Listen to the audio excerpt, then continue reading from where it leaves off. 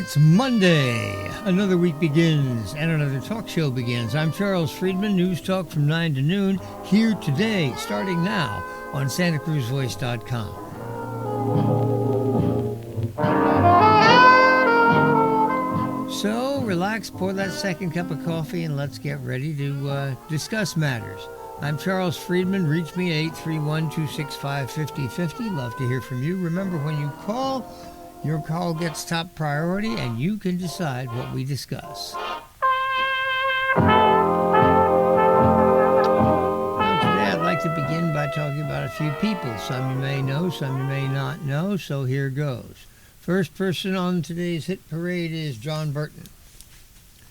If you have not heard of John Burton, that's because he was somewhat overshadowed by his more effective brother, Philip. John Burton died at the age of 92. Now, Philip died, 30 years ago, something like that, heart condition, as I recall. So he was carried away a long time ago. But John and Philip Burton, the Burton brothers, were the two guys who essentially took San Francisco and turned it into a left-wing town. San Francisco had always been, Republican up to the mid-'60s. The last Republican mayor of San Francisco was George Christopher. He left office in 1965 and was replaced by Joseph Alioto, the first of a line of Democratic mayors that continues unbroken to this day. I believe 1964 was also the year that Philip Burton was elected to Congress. And it's interesting that we have this huge obituary and this massive, liberal giant in SF and state politics and all this wonderful hoo-ha about Burton. Bear in mind, most of this really is just because John was Philip's brother. John did a few things. Yes, he served in the legislature for a long time and was chairman of the Democratic Party for a number of years. But the real visionary, the real genius, was Philip. And it's interesting to note, Philip Burton had a number of areas of expertise, but one of the primary ones, you're going to love this, gerrymandering. That's right. How topical, right? I mean, there's a big topic right now. Everybody's talking about it because, of course, right now Gavin Newsom is intent on trying to redraw California's map in such a way that it looks like something Picasso on a bender did. Well, Philip Burton himself, when challenged or criticized years ago as to, what do you call this map of yours? He said, "This is my contribution to modern art." So you had to hand the Burtons a little bit of credit for having, first of all, a sense of humor, and second of all, enough self-respect not to try to defend the indefensible.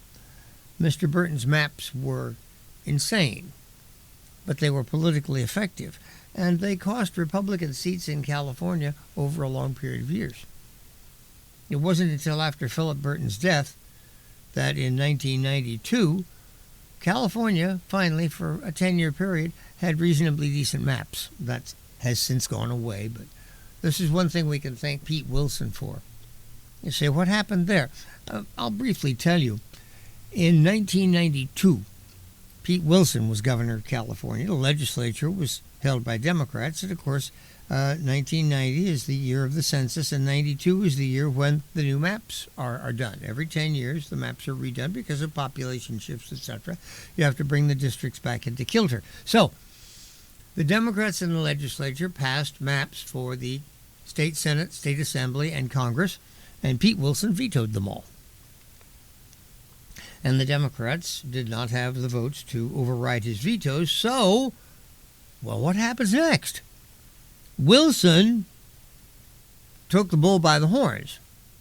He proceeded to appoint a special commission on redistricting, and he staffed it not with political activists, but with retired judges. And California, as you may know if you vote regularly, Judges are not elected by party. When you run for a judicial office, municipal or superior court judge, even our state Supreme Court justices, when they stand for confirmation, do not get listed on the ballot as Republicans or Democrats. Ever since 1911, judicial elections have been nonpartisan in California. So Wilson drew on that pool of retired judges to essentially redraw the districts. They did so, and those districts went into effect and lasted for 10 years until, of course, by the time the 2002 redraw had to be done, by that time Gray Davis was governor, the Democrats held the legislature, and of course all of Pete Wilson's good work was done away with. Nothing lasts forever in politics. So anyway, John Burton has died, and all of this outpouring of angst on the part of the leftist press, and the San Francisco Chronicle. This is the Hearst press. This is a leftist organization. There's no question about that.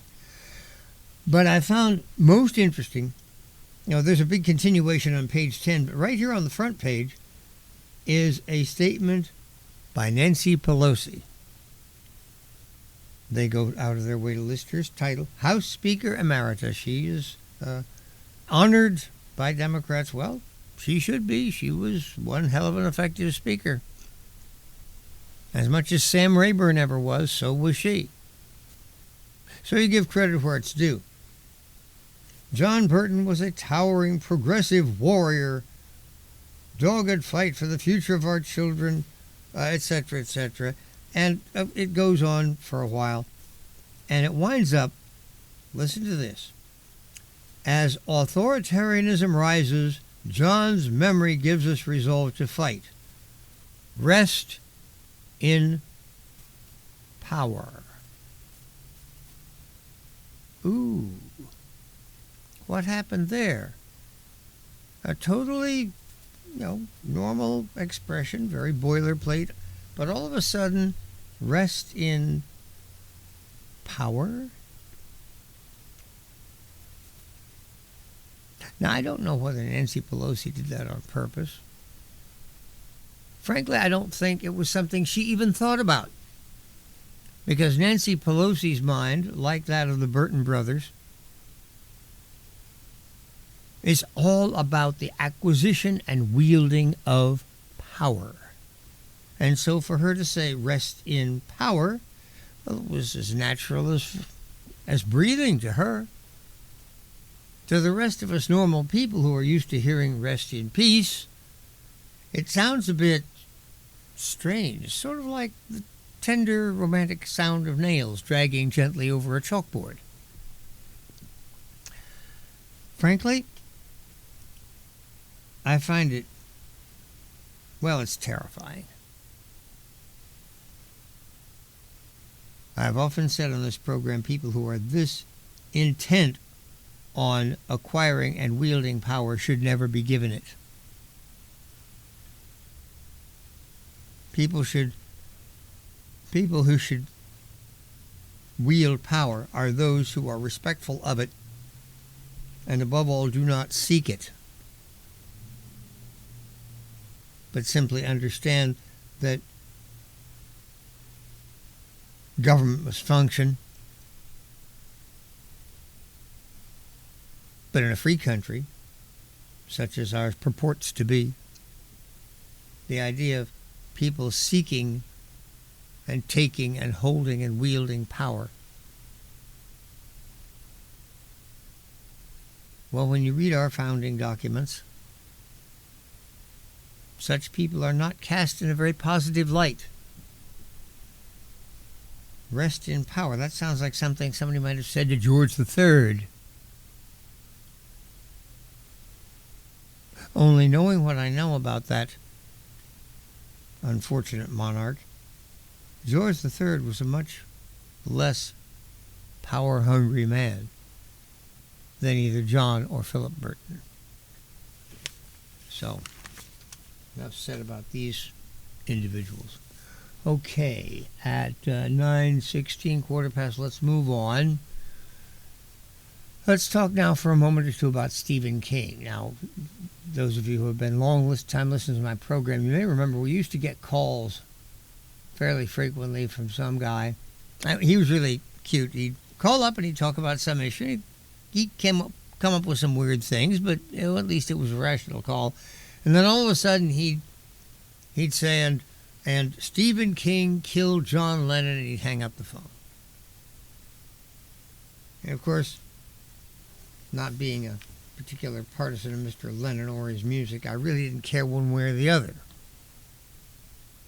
But I found it sort of amusing, and of course, it reinforced, well, who hasn't at least watched one or two movies made out of Stephen King novels? Christine's my favorite. I mean, any movie about an 1857 Plymouth Fury sport coupe. Well, I'm a Mopar guy anyway. But Stephen King shows up today on Real Clear Politics. And you got to wonder why. Well, the piece is written by Frank Maley. No, pardon me. This is by Francis Sempa for the American Spectator. And it involves a horror story that Stephen King would never write. It begins by pointing out that Stephen King, in his politics, is an unapologetic and driveling left-winger. Apparently think their wealth and celebrity status make them people who should be listened to. We've seen this before. Actress Jane Fonda supporting our enemies during wartime, Tom Hanks shilling for Hillary Clinton, and the dreadful Biden administration, Hollywood celebrities and famous fiction authors overwhelmingly support liberal causes and therefore the Democratic Party. That a horror novelist influences anyone on politics is doubtful. Even one who claims that his book The Dead Zone foreshadowed the rise of Donald Trump. King calls courageous and dutiful immigrations and customs enforcement agents the Gestapo. He also claims Trump is trying to rig the 2026 election by ensuring that only American citizens vote in the election, and by lessening election fraud by limiting or doing away with mail-in ballots. Americans are wising up to the fact, King says, that Trump is turning the American dream into a nightmare. Trump is a horror story. And, of course, Stephen King, yes, he knows something about horror stories. The writer believes that immigration agents are like the Gestapo in Nazi Germany, thinks he is acting bravely to shield illegal aliens. So what is this idea for Stephen King's horror novel that he'll never write? A liberal New England writer, obsessed with the immigration policies of his government, decides to take into his beautiful home 3 illegal aliens, about whom he knows nothing. The writer does this to show his disdain for the government's policies and to show solidarity with what he perceives as victims of these policies. Now, this is an interesting premise. And it's one that has currency. I remember a couple of years ago, the recently recalled mayor of Oakland called on Oakland citizens. She said, there are plenty of people in Oakland who have extra room in their homes, perhaps an extra bedroom that a child who has moved out has used. Invite the homeless into your homes. Quite literally, this is what she said. Not long after that, some journalists actually did their job and discovered that this mayor herself was such a person, lived in a larger home, had an empty bedroom, and asked the mayor, is it your intention then to invite a homeless person to share your home? Needless to say, the mayor demurred. But what is being proposed here is that some generic New England-based left-wing writer of horror stories becomes so obsessed with the evil Trump administration and its Gestapo tactics that he decides to act. And he invites 3 illegal aliens to share his home. The writer believes that immigration agents are like Gestapo. He thinks he's acting bravely to shield these illegal aliens, just as righteous Gentiles did with many Jews during World War II. When ICE agents come to his residence because they received a tip, illegal aliens might be present there. The writer lies to them. He refuses their request to search his residence and land. Unlike the real Gestapo, the ICE agents leave the residence because although they do have a tip, they don't have probable cause and they don't have a warrant. So they walk away. They follow the law, as they're sworn to do. Now, at first, these three illegal aliens seem okay, seem to be appreciating the writer's hospitality. This is so like your horror story. Everything seems fine. And then, soon strange things begin to happen in the writer's home. Things begin to go missing. The three men began taking an interest in the writer's young, pretty granddaughter, who's staying with him for the summer before returning to school in the fall. The writer's granddaughter appears to like all the attention she receives from these men, unbeknownst to her and her grandfather, because he wouldn't dare think of checking the backgrounds on these aliens. One of them previously committed rape in his country. Another one previously committed violent assault. The writer's not pleased with how the men act toward his granddaughter, so he apologizes and tells them that they must leave. They refuse to leave.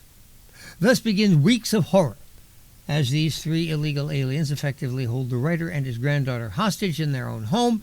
They take turns raping the writer's granddaughter. When the writer attempts to protect her, they assault him. Eventually, they commit the grisly murder of the writer and bury him on his own property. They keep the granddaughter alive to satisfy their sexual appetites.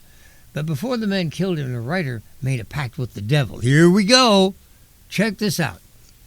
He would give the devil his soul as long as the devil allowed him to get revenge and free his granddaughter. So, Old Scratch agrees to that, and one night the writer rises from his grave, vampire-like. He enters his former home, kills the three men, saves his granddaughter's life, and then he carries out his bargain with old Beelzebub and descends into hell. The writer's granddaughter finds a diary that the writer kept up to the time he was murdered. In the diary, the writer introspectively questions how he could have been so stupid, so naive. He realized he had effectively written his last horror novel about the horror that was inflicted on him and his granddaughter, because in his politics, turned away ICE agents when they came to his home. Those ICE agents had run background checks on the three men that the writer took to his home. They warned him. Hey, these cats are dangerous. Two of them had criminal backgrounds, but the writer wouldn't listen to the Gestapo. Now, this is a fictional story that Stephen King would probably never write. His leftist ideology and Trump derangement syndrome wouldn't stand for it. Someday, perhaps the many Trump supporters who read Stephen King's books and go to the movies based on those books will deny they ever did so. I doubt that. That's far more likely than King's prediction. They will deny ever voting for Trump. Oh, yeah, I forgot to say that. King has actually predicted that people will deny ever having voted for Trump. Well, I thought you'd get a kick out of that. I loved the story, the deal with the devil and everything. That was just irresistible. I had to share it with you. It's almost half past. Let's grab some messages and be back in a couple of minutes. This is Fair Week. Before I do that, so let's mention that Santa Cruz Voice will be at the Santa Cruz County Fair. That's Wednesday, Thursday, Friday, Saturday, Sunday. It's a 5-day fair. I will be doing shifts on Wednesday between 4 and 6, and on Saturday between 2 and 4.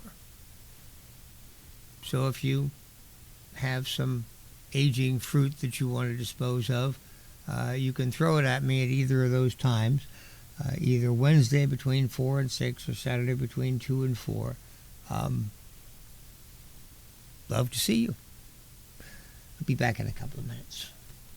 It's high time to celebrate the opening of the new Hook Outlet Dispensary, 1129 Mission in Santa Cruz. Get in on the opening fun and really low prices on the Hook's unmatched selection of top-quality medical and recreational cannabis flower, vapes, drinks, gummies, and concentrates. The Hook Outlet is now the West Side's source for finest cannabis at the lowest prices. Get in on all the opening fun and low prices at the all-new Hook Outlet. HookOutlet.com for details and deals. The Santa Cruz County Fair. Our Santa Cruz County Fair is among the nation's best. What makes our fair so good is its people. Join your friends and neighbors at santacruzvoice.com as we preempt our local programming Wednesday through Saturday to feature the people of the fair, its staff, volunteers, contestants, entertainers, vendors, and as many of the fair's 70,000 visitors as we can coax onto the mic.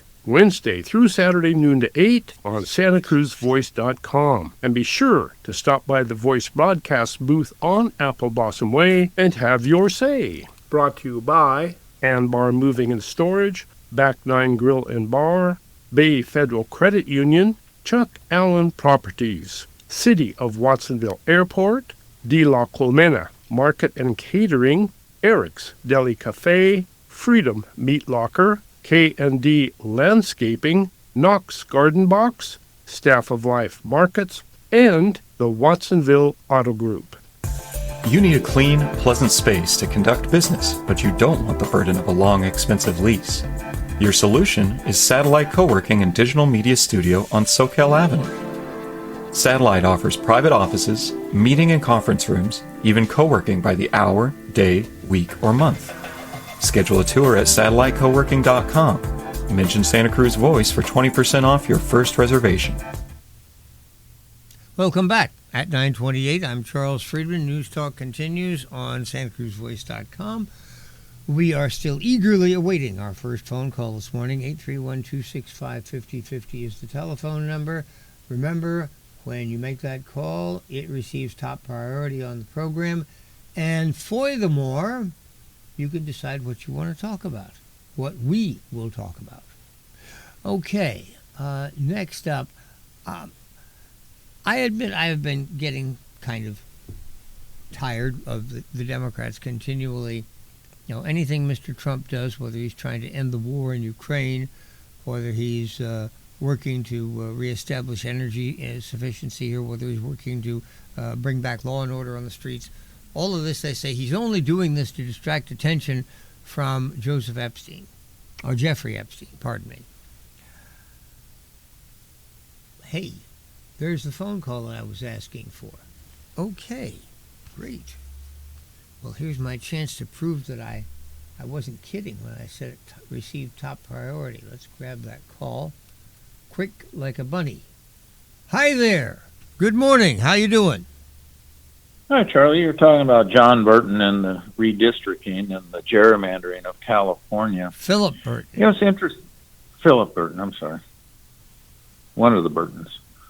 It's interesting. Governor Newsom's been making a lot of noise lately about the redistricting that happened down in Texas.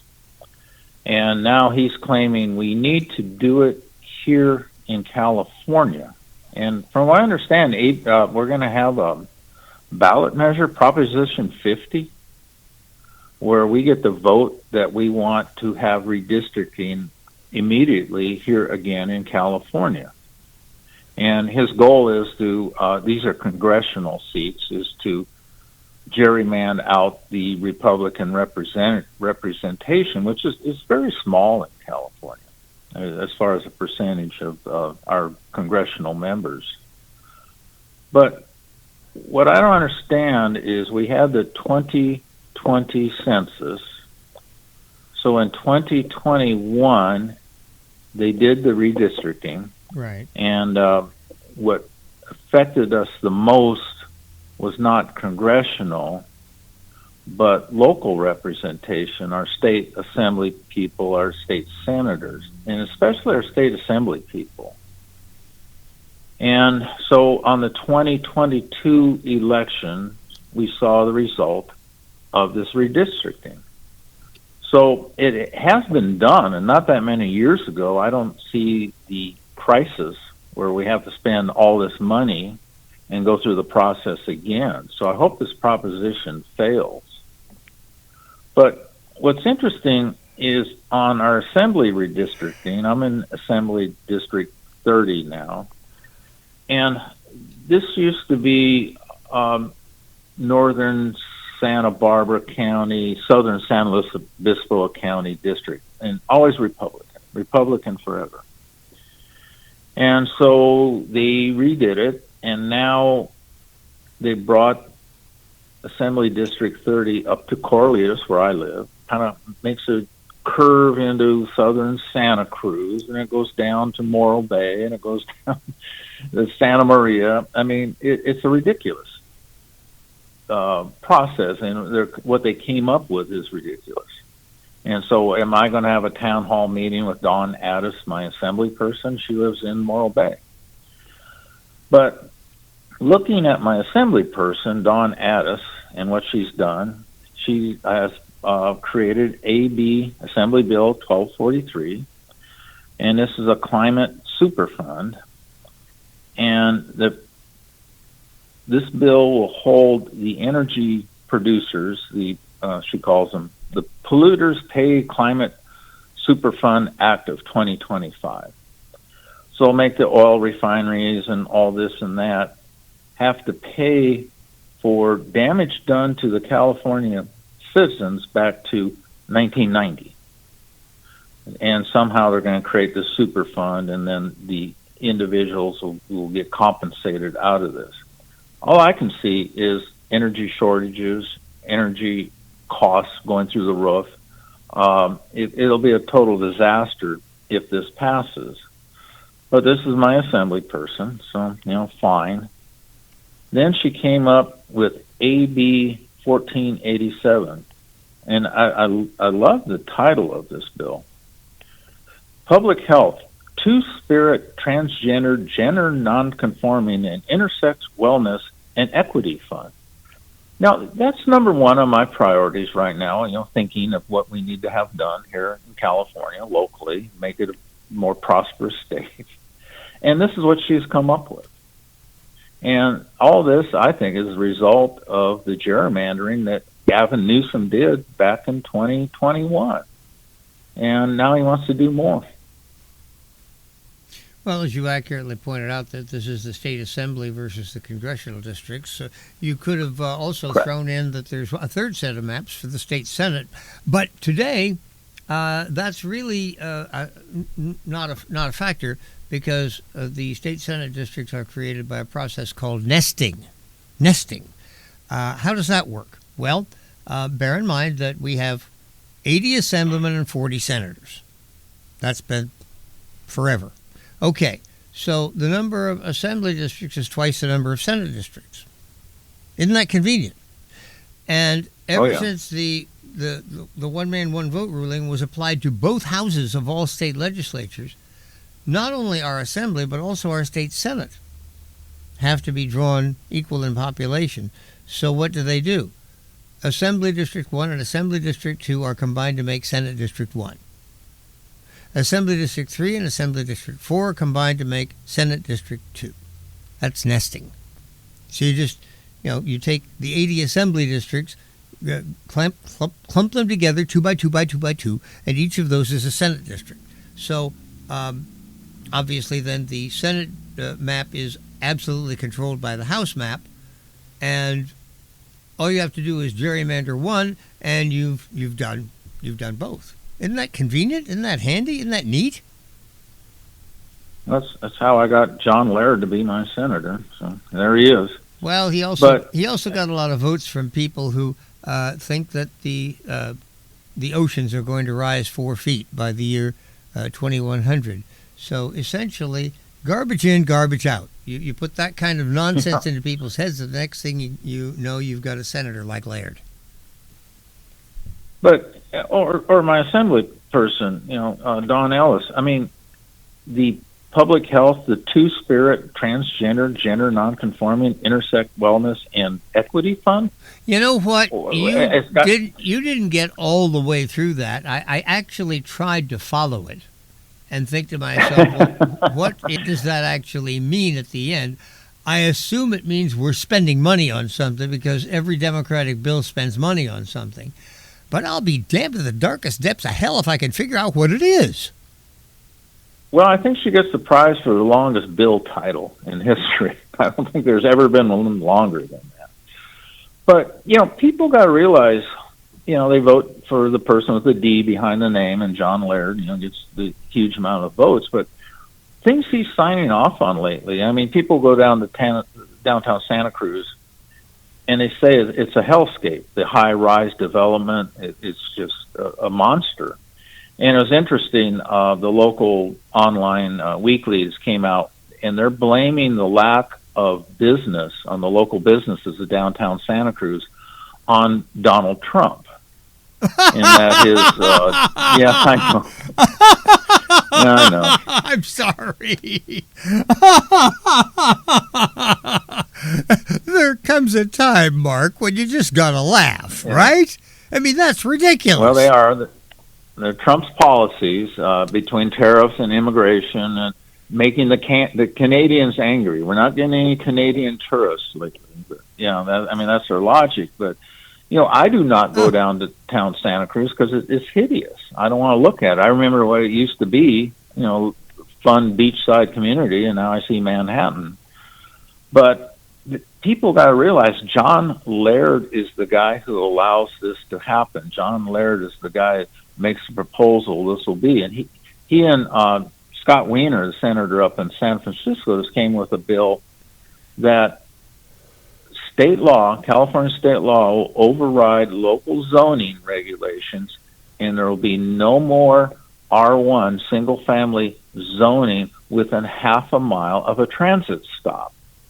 Well, I live in Corralitos, and we have a bus stop across from the market, so anything in a half a mile of that bus stop, they can build these 6-story, 8-story monstrosities that they're building in downtown Santa Cruz.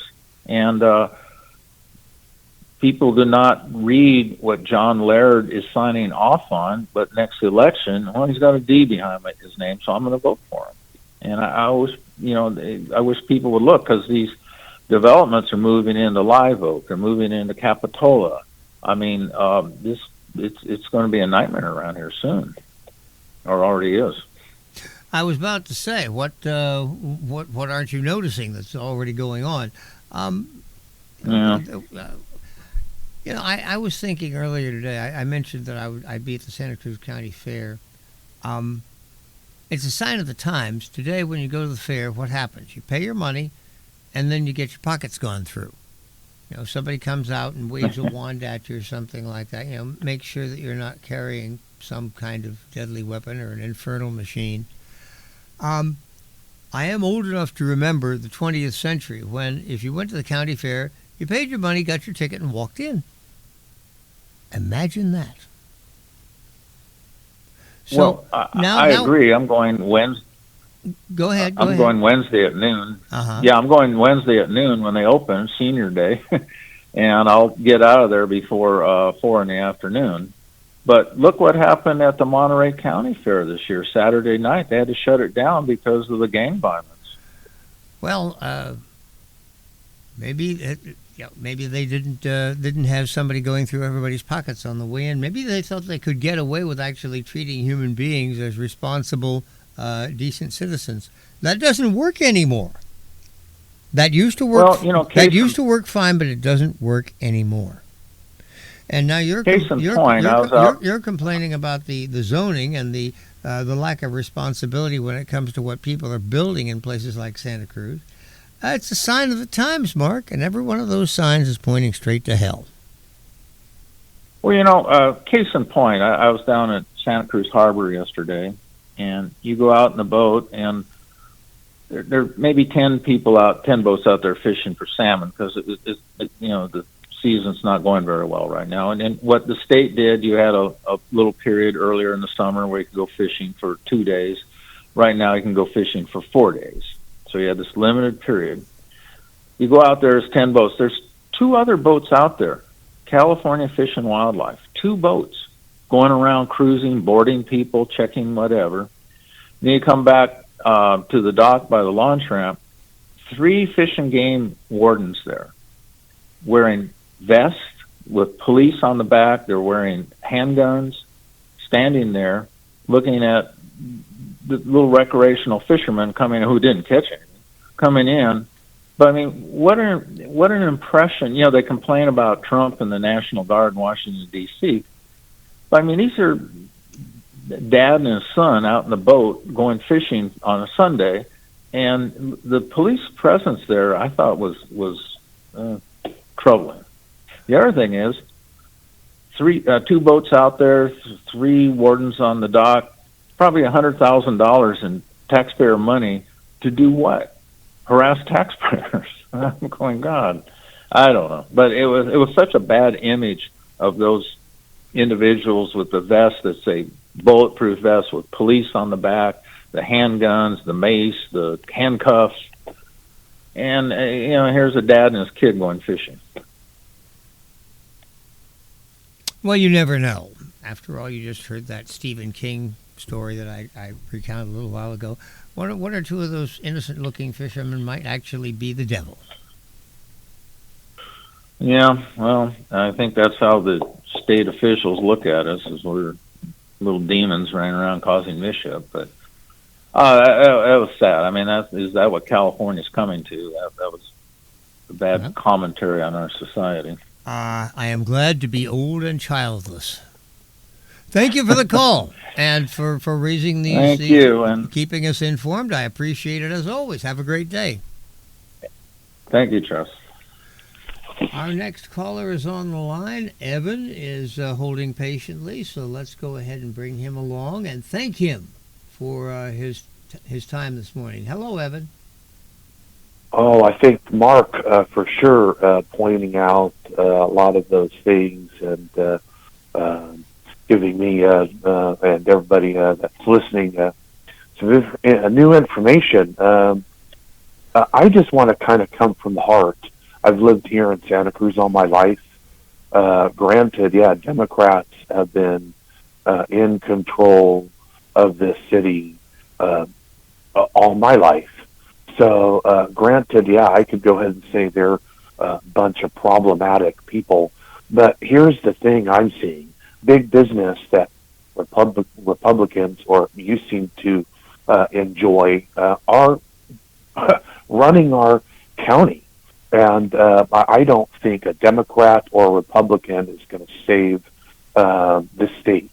I find your libertarians or independent people way better at figuring out what the problem is, and that's big government and big business. Sir, what's your thoughts?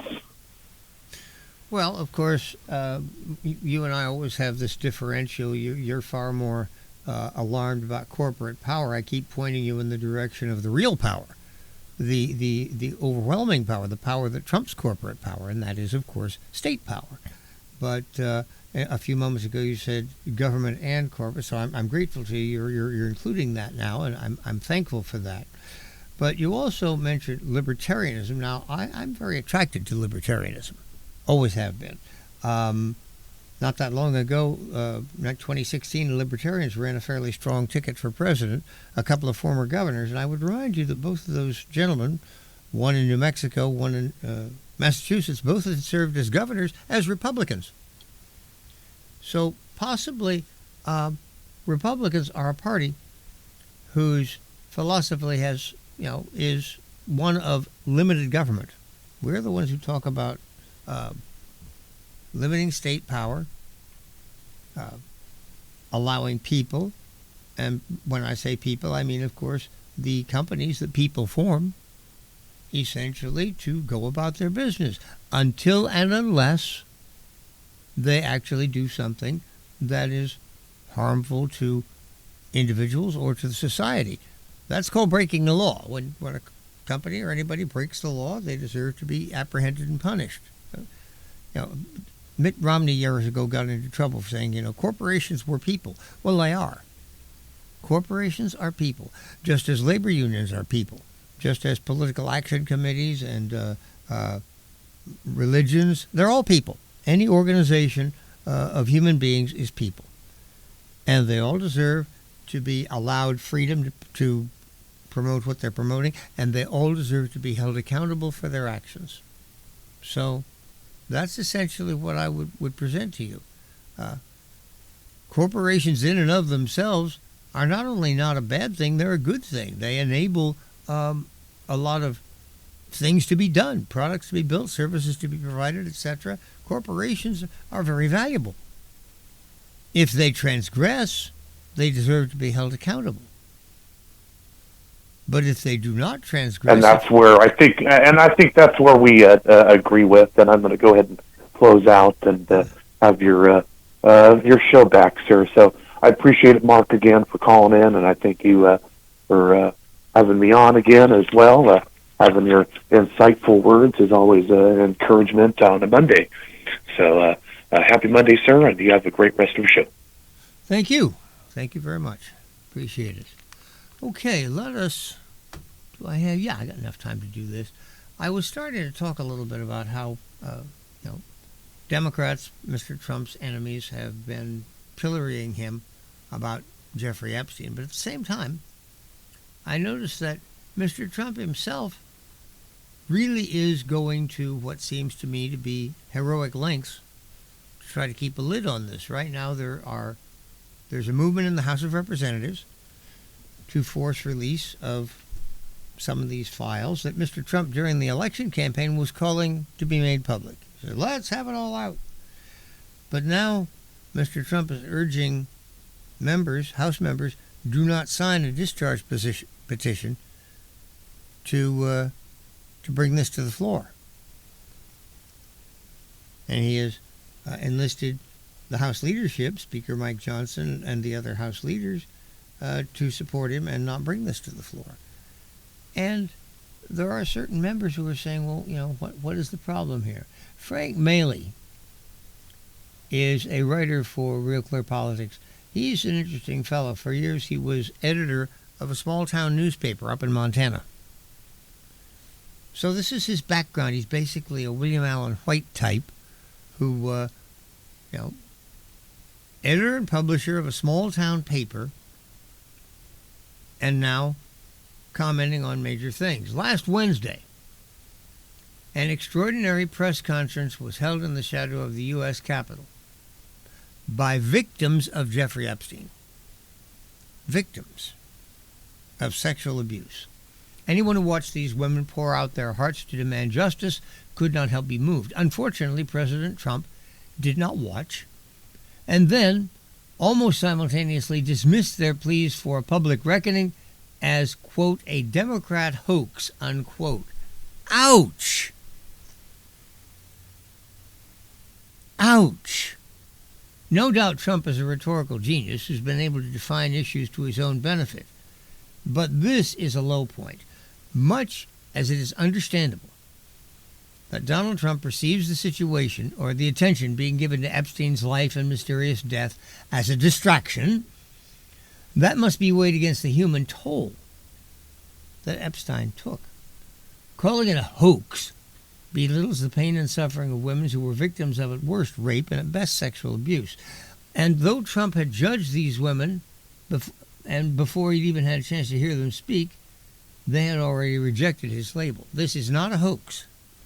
It's not going to go away, said Marina Lacerda, who was a witness in Epstein's 2019 indictment that led to his conviction, imprisonment, and death.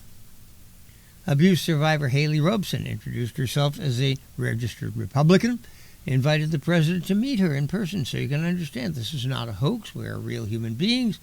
This is real trauma. After the president made his dismissive remarks, Republican Congresswoman Marjorie Taylor Greene, who occasionally has flights of sanity, called Trump to ask him to meet with the women in the Oval Office. He did not accept, as of yet. It is not a hoax, she explained. Jeffrey Epstein is a convicted pedophile. That takes the whole hoax thing away. It's not a hoax. It's not a lie. Green challenged Trump to get past the political suspicions he has expressed. I want him to be the hero and champion of this issue. I want him to fight for these women because I know him to be a fighter. Indeed, the president has repeatedly shown a capacity for empathy in his capacity as a private individual and as president.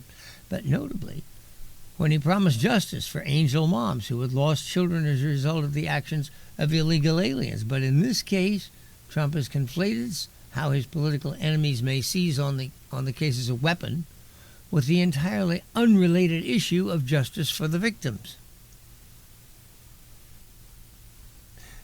This is fascinating to me. I can understand Jeffrey Epstein is politically radioactive. I mean, this is a disgusting human being. Obviously, the things he did were very real. This isn't a matter of, oh, he said, she said. No. Charges were brought in a court of law, proven beyond shadow of reasonable doubt, and a sentence was made. You can safely say Jeffrey Epstein is a sexual predator and abuser. You don't have to say alleged. He's been convicted. That's point one. Point two, Jeffrey Epstein was a mover and shaker in New York back in the day when Donald Trump was also a mover and shaker in New York. Did the two of them wet their beaks at the same watering holes? Undoubtedly. Were they chums? Quite probably.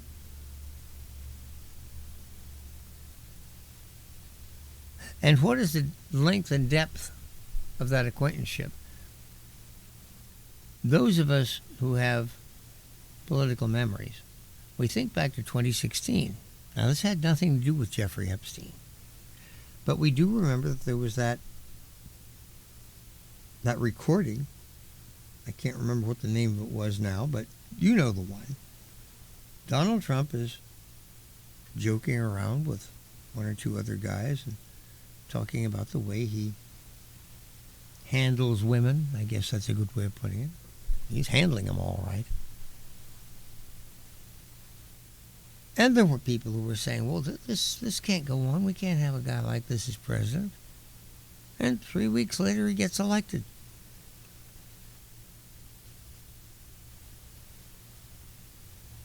So Donald Trump is a person who gets support from a community of activist moralists, people who are calling upon people to essentially step up to a higher standard. At the same time, he himself is a self-confessed roue. So if it comes out that Donald Trump knew or palled with Jeffrey Epstein, what else is new? One of the things we also know is that he parted company with Epstein a long time ago, years before he was ever brought to book for his transgressions.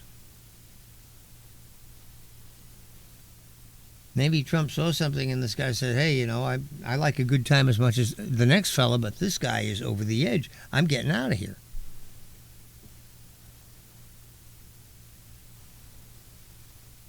It is not enough to know the names of Epstein and his procurer, Ghislaine Maxwell. Common decency demands the names of all those who abetted them in abusing women be revealed if they were powerful men in finance or politics who exploited these women. Their names should be known, too. What about the officials who look the other way? I don't believe Trump has any culpability for his friendship with Epstein years ago. At the press conference, the women survivors said none of them knew of any evidence against Donald Trump, but the president's political opponents will surely seize on his unwillingness to ensure justice and plant seeds of doubt that could harm him and the nation, just what Trump says he wants to avoid. In order to avoid that fate, there's perhaps one person only who could convince the president not to view the matter through a partisan lens. That person is Melania Trump.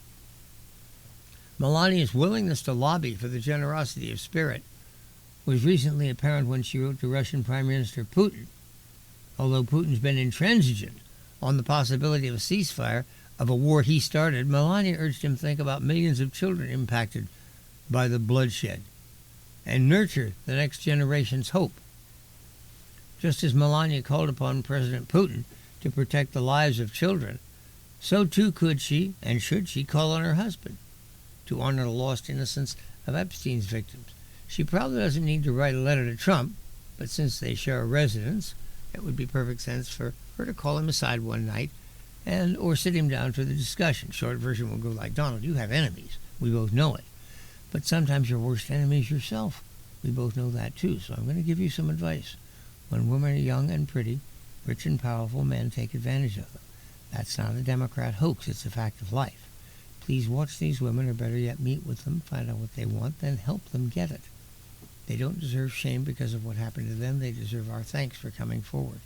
They aren't trying to hurt you. They're trying to help themselves and other women to make sure that powerful men are held accountable. It's time. No, the Epstein case is not the most important thing facing the country. President Trump is right about that. But it is a moral test that should be easy to pass. And the longer he waits to correct course, the more damage he does to himself. And bear in mind, this is written, Frank Maley is, I've read other pieces of his, both to myself and also shared some with you. This guy is a very strong supporter of President Trump. So this piece is not being written to embarrass him or to hector him or to damage him. Quite the contrary. This comes under the heading of good advice from a friend. And by continuing to conduct himself as he has been, the president will do nothing but amplify the voices of those of his political enemies who wish to see him damaged. What Mr. Maley is suggesting here is lance the wound, let the air out of the balloon.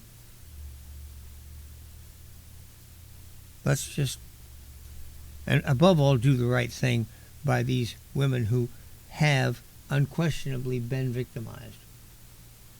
We have real people in trouble here, real people suffering here. Reach out, Mr. President. You have a strong hand. Reach out to these distressed people. Help them. And there will be a political benefit in that. I certainly believe. And obviously Mr. Maley does too.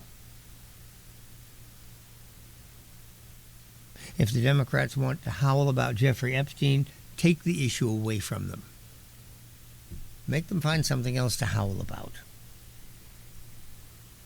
Democrats are good at finding people to support. They support Hamas. They support illegal aliens. They support crime in the streets. Let them talk about that. Let them talk about all the really great points that they have to make on a daily basis. Time's 10 o'clock. I'll be back in 6 minutes with more. Please stay tuned to SantaCruzVoice.com.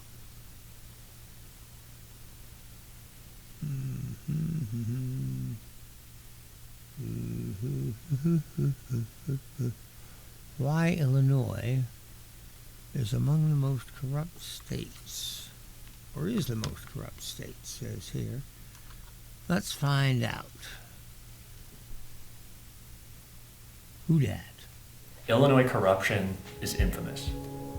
From Chicago aldermen with nicknames like Fast Eddie, Bathhouse, and Hinky Dink, to imprisoned governors like Rod Blagojevich and George Ryan, to the Richard J. Daley machine and its most prolific products, Ed Burke and Michael Madigan. Corruption here can seem truly cartoonish, but it's not just those faces of corruption that gave Illinois such a bad reputation. Just look at the data. From 1983 to 2018, Illinois was home to 1,978 public corruption convictions. That's more than one public corruption conviction per week for 35 years running. Adjusting for population, that's a higher rate of corruption convictions than any big state in the country. And that's just illegal corruption, the stuff that can land you in prison. Illinois is also home to corruption under the law, like a union executive getting a lifetime teacher pension after substitute teaching for a day, or elected officials getting business as attorneys specializing in property tax appeals, or state lawmakers picking their voters with gerrymandered maps. But why is Illinois government so much more corrupt than other states? Scholars like University of Illinois Chicago professor Dick Simpson have argued corruption is a cultural problem in Illinois. Rather than a culture of public service and integrity, Chicago and Illinois politicians from both parties see public office as a means for their own private gain.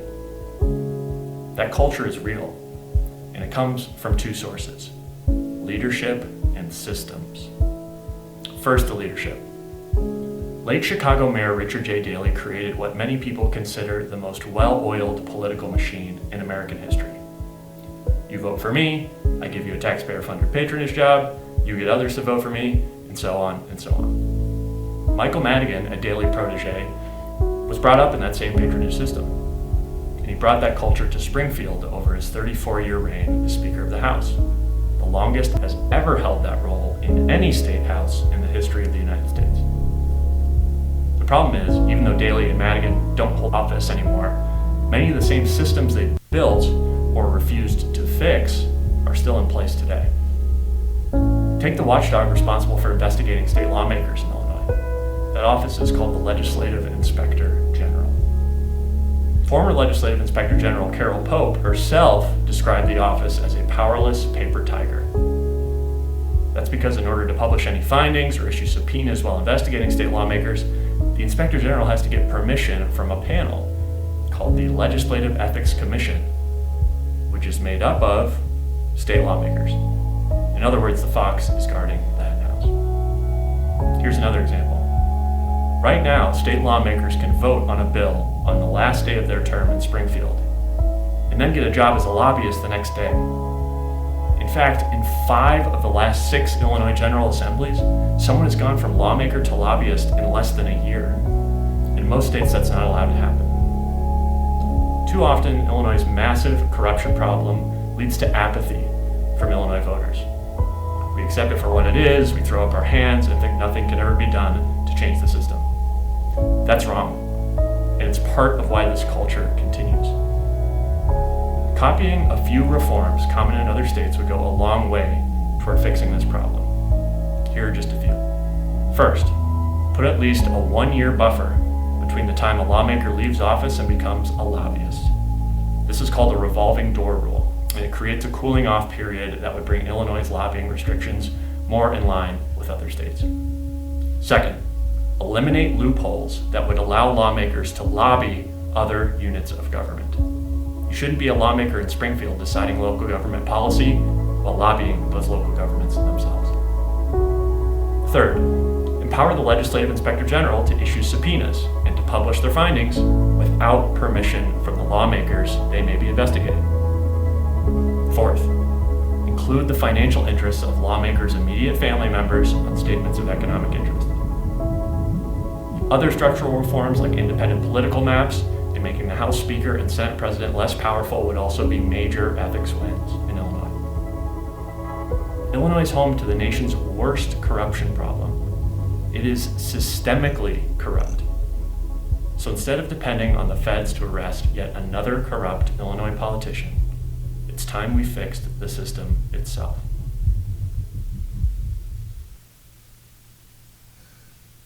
That from the Illinois Policy Institute. Thought you might be interested in hearing it. Of course, this is once again for the benefit of the people who listen to the podcast, people who listen on their computers are hearing the news and weather right now.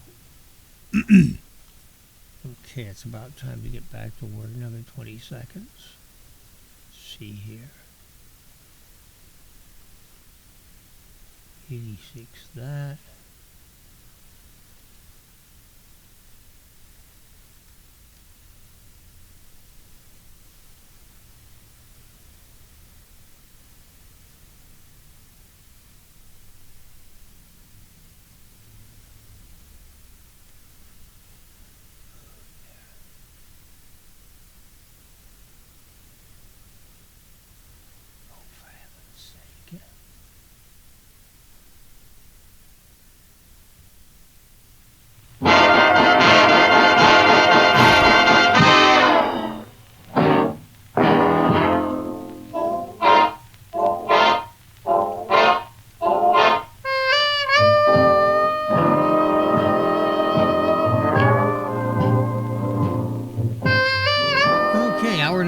begins, and I want to thank the people who called during the first hour, made it very informative, interesting.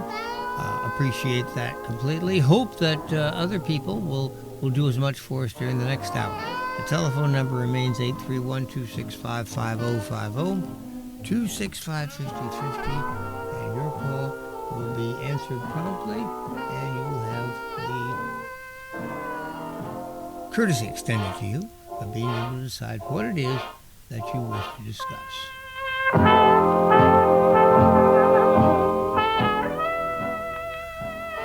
Okay.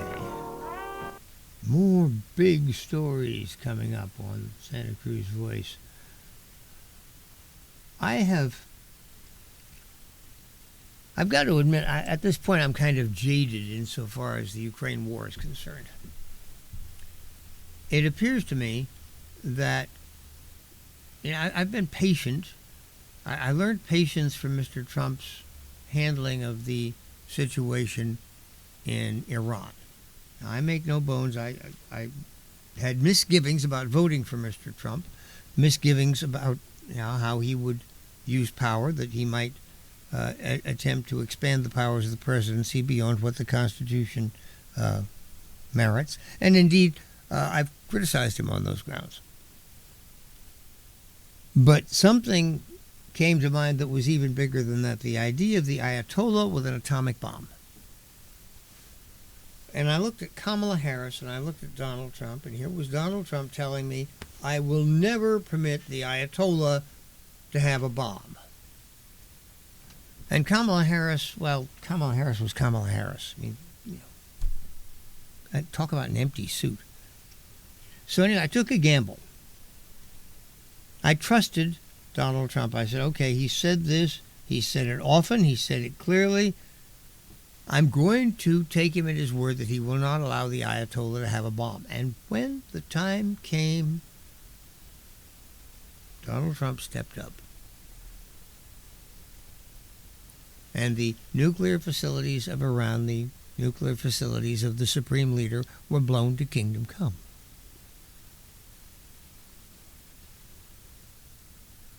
It seemed to take forever. To me, it was a very obvious, cut and dried thing. You could have done the same thing 2 weeks after you took office. Or how long does it take to set up the logistics? A month. This is something that Mr. Trump could have ordered immediately. But he did not. Why did he not? Well, he was negotiating this and giving opportunities for that, and et cetera, et cetera, et cetera. And I will admit it drove me practically bananas.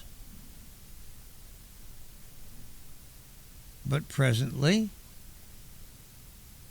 Mr. Trump came to the conclusion that there was no other way. And so he acted. So we've seen this movie before, but frankly, it's excruciating.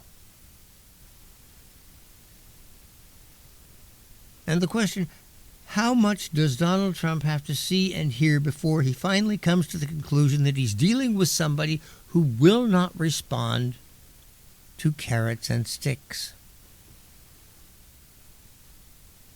This is how President Trump deals with people.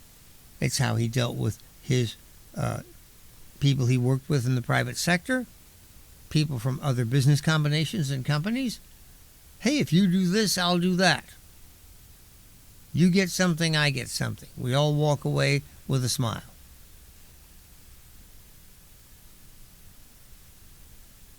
Mr. Trump says this is the reason for his rather chaotic trade policies. Well, I'm just trying to make a better deal. I offer them something, and hopefully they accept, and we get something and they get something. But the Ayatollah didn't care about that. Mr. Trump could make offers of, hey, your nation can join the community of nations. Your people will prosper. Your country will be much more productive and a much better place to live. I'm sorry, I don't care about any of that. I want an atomic weapon. I want to destroy Israel, and I want to come after the United States of America. That's who the Ayatollah is. I've explained things like this on the program time and time again because it is difficult for normal people to understand. Are you saying Donald Trump is a normal person? Yes, absolutely, when it comes to things like this. Of course he's a normal person. Reasonable, rational. He wants peace, like a normal, sane human being. The idea of seeing people blown to kingdom come troubles him. It does not trouble Vladimir Putin. Donald Trump has never killed or tortured a human being. Never once in his life. Vladimir Putin killed and tortured human beings for a living. For years.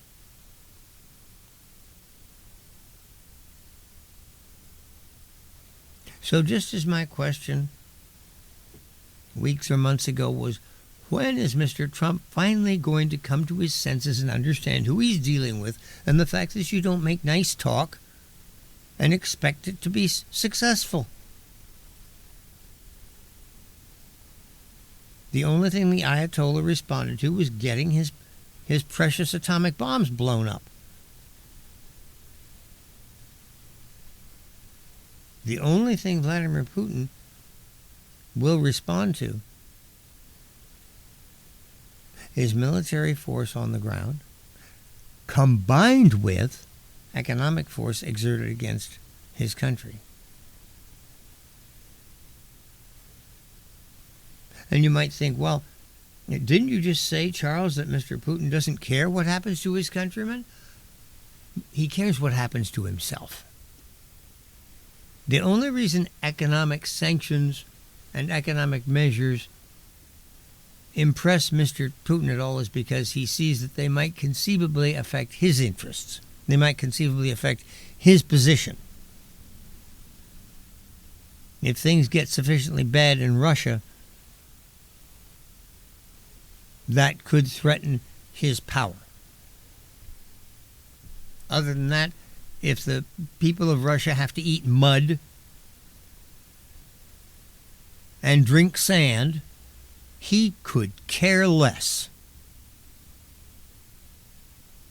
And if they start complaining about it, he'll send the FSB, which is the KGB with new letters, he'll send the state police to deal with them.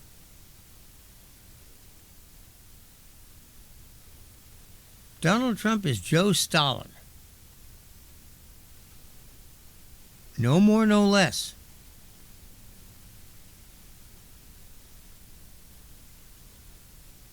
And the sooner everybody comes to understand that, the better off we'll all be.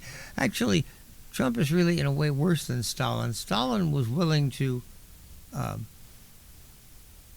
he believed, of course, that the Soviet Union, that communism was destined to rule the world. I mean, his eventual goal was the same as Adolf Hitler's. I want the whole world. I mean, what nut doesn't want the whole world, right? But Stalin was less of a threat than Hitler because he had a longer view. It wasn't just for him, for Stalin. No. The goal was international communism, and that goal would transcend human lifetimes. Stalin had promoted it tremendously. By the time he died in 1953, the Soviet Union had expanded into Europe, taken over most of the countries of Eastern and Central Europe, extended all the way up to half of Germany. Oh, these countries were still nominally independent, but that was just fiction. They were all wholly owned subsidiaries of the Kremlin. And if any of them did anything the Red Army didn't like, the Red Army showed up the next day to lay down the law. That's how it was. That's Mr. Putin's vision. The idea that these things are going to fall into our lap eventually as the Western world crumbles and we simply pick up the rotted fruit, that was Stalin's idea, but it's not Putin's. Putin is bright enough to look at the quality of economic productivity in the West and the quality of economic productivity in his own country and understand that his country is losing and will continue to lose. And the kind of policies that it would take to produce any kind of dynamism in the Russian economy are policies he won't take. He won't do what Xi Jinping did, or what, what was his name? Deng Xiaoping in China.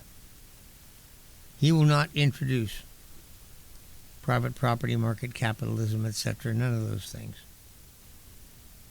The idea of anything being out from under Putin's control doesn't interest him. So the question, once again, is how much longer is Mr. Trump going to hose around before he finally understands or acts on what brought this on? Well, there's a huge picture on the front page of today's Wall Street Journal. I saw these same images on television last night. This is the Ukrainian cabinet building. It's kind of like what would be our U.S. Capitol. And there's smoke coming from it, because a Russian missile hit it. This was part of Russia's largest aerial bombardment of the war. So what does it come along? The fact of the matter is, Trump is talking peace. He's talking peace with Putin. Putin butters him up and says, "Oh, Don, I love you so much, and yes, peace is wonderful." But actions speak louder, and this is what he does. And Donald Trump simply bends over, grabs his ankles, and says, "Yes, thank you, sir, may I have another?" He is looking weaker and weaker and weaker.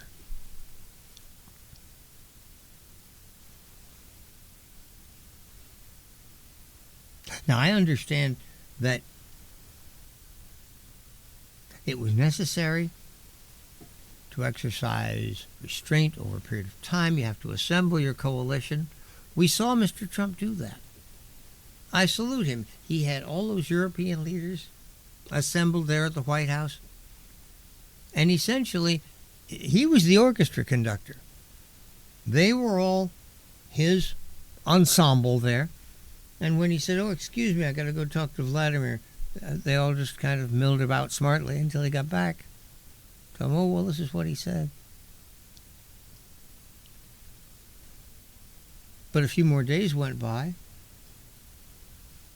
and all Mr. Putin was doing was producing more corpses, more air attacks, more missiles, more drones, more rockets, more death, more destruction.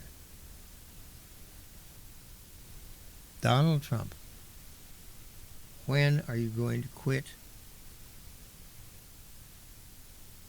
When are you going to quit? Vladimir Putin is playing you. Do you like being played? Do you like having people in your own country and throughout the world perceive you as being played? Do you like looking like this? Do you like looking like a sucker? I don't think you do. And this keeps giving me hope. It gave me hope last time. Sooner or later, Donald Trump is going to get tired of looking like a sap.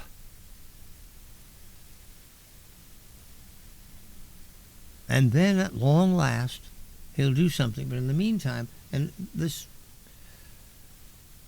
Mr. Trump himself points out that people are dying at the rate of thousands a week. He himself has talked about the urgency here because of the human toll.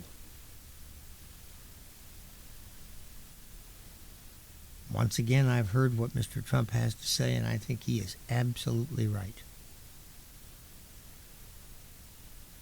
So, Mr. Trump, heed your own words. Listen to yourself. Listen to yourself. Take your own advice. And knock this off. It's 10:22. Time at Santa Cruz Voice. I'm Charles Freedman. The telephone number to reach the program, 831-265-5050, 831-265-5050. Turning to the topic of the American economy, job formation has slowed to, well, the last report was 22,000 jobs added in August. 22,000. That's a very, very poor number. And those of us who for some time have been concerned that Mr. Trump's tariff regime could have a negative effect on the economy, we're looking at this and saying, is this what it looks like? There's obviously no crash going on. The stock market is doing quite well. Daily business indicators are steady, but unemployment is slowly rising, and job formation is steadily declining. While inflation remains stubbornly above the 2% target level that the government has established. And frankly, it is my view that that 2% level is too high. It should be 1 or 1.5 at the outside. Nevertheless, their level is 2%. What's the actual level? About 2.7. So you say, well, that's close, isn't it? Close only counts in horseshoes, hand grenades, and thermonuclear weapons. If your inflation is running above your target rate, you continue to deal with it until you bring it down. Now, wasn't inflation something Biden caused? Yes, it was. And at one point it was significantly worse. It got up to 9%. Before wiser heads prevailed and the Fed began to take measures designed to reestablish economic equilibrium. They have been largely successful. Now is the time to finish the job and bring inflation back under control. But in order to do that, you need to leave interest rates where they are right now. This is not the time to cut. But with the labor market as weak as it is, this is pointing to a possible rate cut. So think of it. If you're one of the Board of Governors of the Federal Reserve, you're looking at both these things at the same time. They're both real. Softness in the labor market, persistent inflation, both real. One says, leave rates alone. The other says, cut rates. What do you do? What do you do? Well, you have to make a judgment as to which of these two problems is the more deserving of immediate action, and figure, okay, we'll deal with this one first, and then once we've dealt with it, we'll move on to the other one. It's not a matter of ignoring either of them. It's a matter of prioritizing them. And that makes perfect sense. That's the way you handle things in your everyday life. You've got two problems you have to solve, and the solutions for them are incompatible with each other. You figure, okay, do this, then do that. You prioritize. First things first. In my view, inflation should be the first thing. But frankly, not everybody feels the same way I do about this, and I understand that.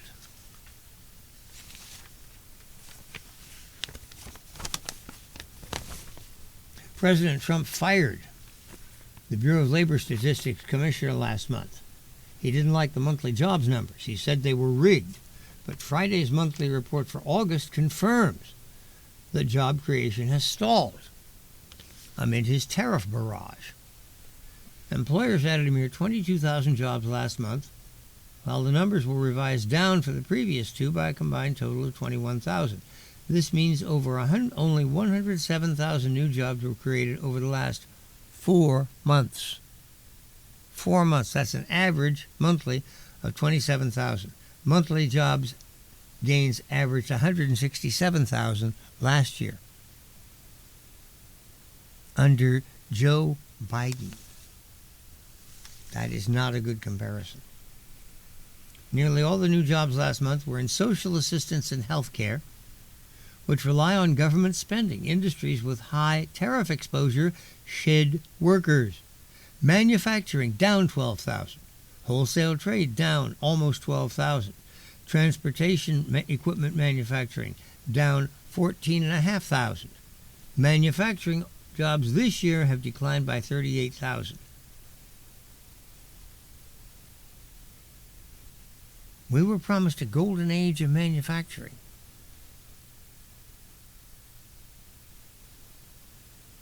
So far, that sector has actually shed jobs. This is actually worse than I thought it would be. The Occam's razor explanation is the uncertainty and additional costs from Mr. Trump's border taxes. Caterpillar, great American company, estimates the tariffs will cost the company $1.8 billion this year. John Deere, they're in the same line of business, projects a tariff hit of about $600 million, mainly from higher steel and aluminum costs. You can't make those big things without metal. Deere is also hurting because soybean farmers have seen their market share in China shrink after trade retaliation. Tariffs are slamming U.S. automakers like Ford. $2 billion tariff cost this year. Jobs in mining also notably declined last month by 6,000.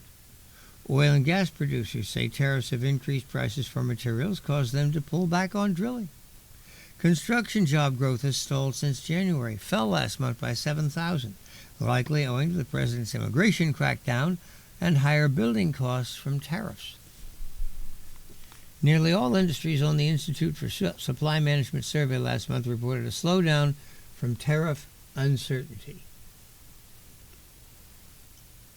All decision-making is currently dominated by tariff considerations, a retail company said. A transportation equipment maker noted this current environment is much worse than the Great Recession of 2008-2009. Why is that? It's because of the uncertainty.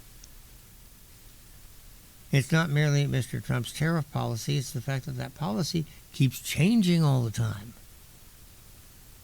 It's so volatile. Think of it. What if you're a business executive? Your job is to make sure that the company has an adequate supply of the materials it needs to do the things it does. You have regular suppliers that you've dealt with for a long time. They supply you. You pay them. It works. All of a sudden, Mr. Trump's actions raise the cost of those transactions by God knows how much. What are you going to do? And maybe it was just 20%. Maybe all of a sudden Mr. Trump gets angry at India or some other country and says, no, now it's 50%. 50%. So you were buying steel to make tractors like John Deere and Caterpillar do. And what happens? All of a sudden your steel costs go up that far. 50%. How can you survive? Or you can still buy steel, just costs you a lot more. You're going to have to raise the prices for the products that you sell.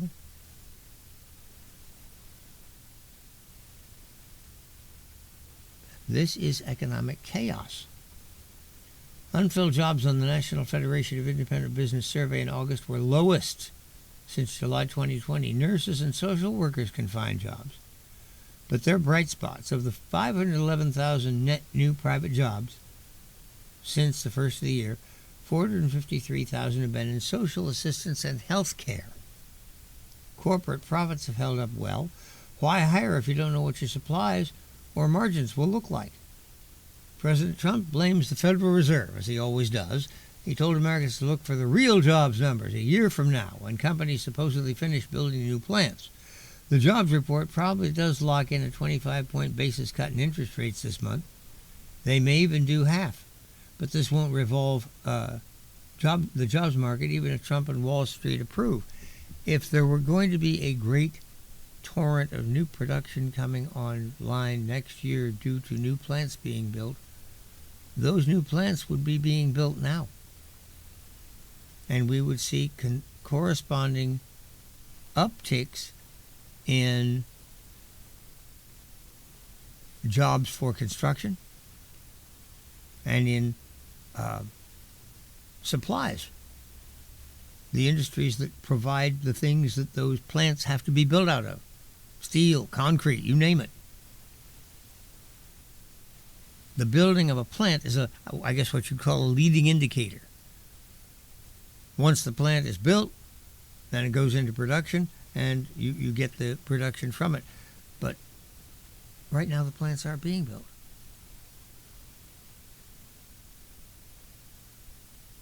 It's one thing to read headlines about great investments, but who's going to invest when they don't know what the bottom line's going to be? Investors don't like a pig in a poke. For that matter, nobody does. What Mr. Trump needs is a broad revival in business confidence, of the kind that accompanied his election victory in November and appeared before his tax on imports and willy-nilly intervention in private business decisions. Repeat after us, taxes are taxes, and taxes hurt economic growth. Mr. Trump this week asked the Supreme Court to hear the legal challenge to his tariffs on a fast track. The best news for the economy would be if the court takes up his challenge and finds them unconstitutional. I haven't heard the arguments yet, but it is still my belief that that is what is going to happen. I believe the lower court, in this particular case, I believe it was a federal court of appeals, I believe the Supreme Court is going to uphold them. And if they do, it will be good news for Mr. Trump. He won't recognize it at the time. He'll be shrieking and yelling, "Oh, they struck down my tariffs." Doing that will free the economy to do better. And that, incidentally, is the only thing that can save Mr. Trump's political fortunes.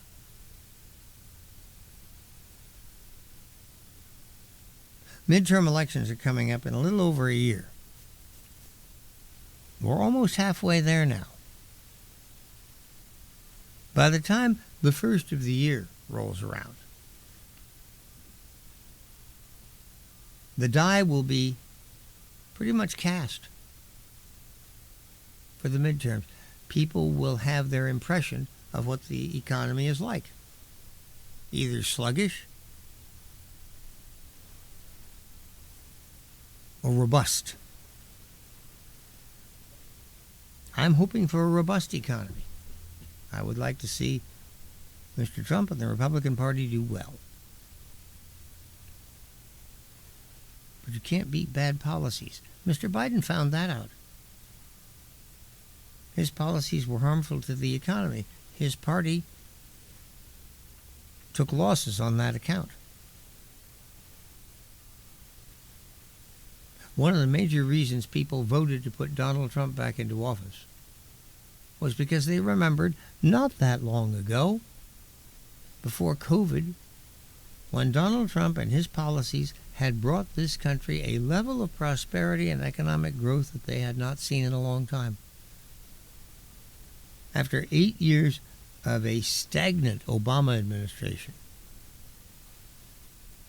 Obama and his people, we've got the longest expansion on record here. Yes, technically it is an expansion.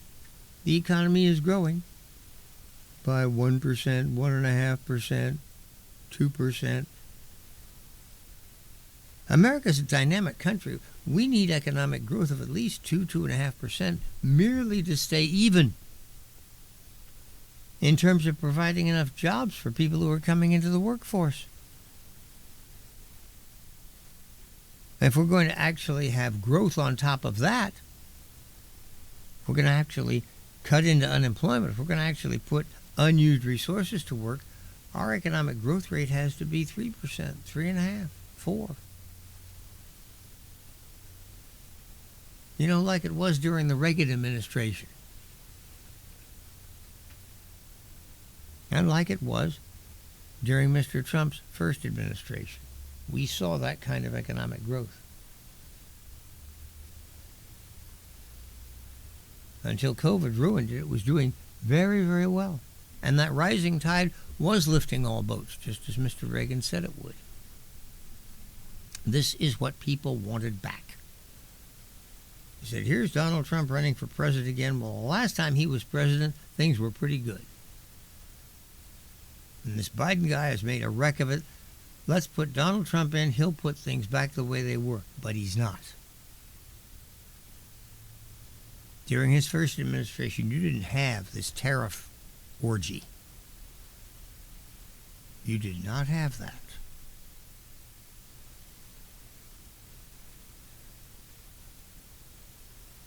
Mr. Trump talks all the time about how wonderful it will be by and by. By and by, the Democrats will be running the government.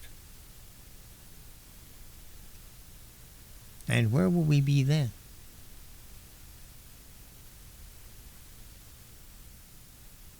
This is what I really worry about. This is a political program. I look at the politics of this. The last time Donald Trump was president, he succeeded in handing the country over to Joe Biden. After a single term, Biden took over, and the Democrats in Congress then did what they did. We wound up with inflation. We wound up with a war in Ukraine. We wound up with all kinds of horrible things. What will the Democrats do the next time they get into power? Frankly, I'd rather not know.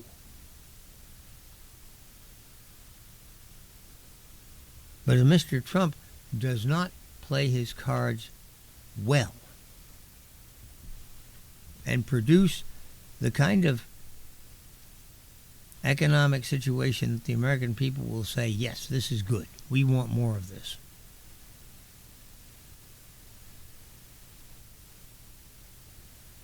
Then in 2026, Mr. Trump will lose his House majority, lose the Republican majority in the House, and he will spend his entire final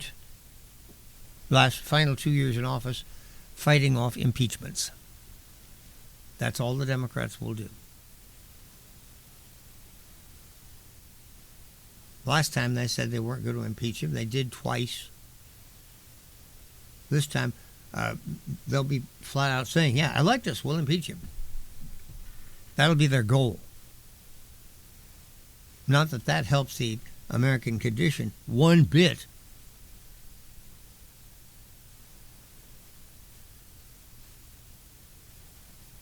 But I've got to admit, this is one piece of political malpractice that Republicans have their fingerprints all over.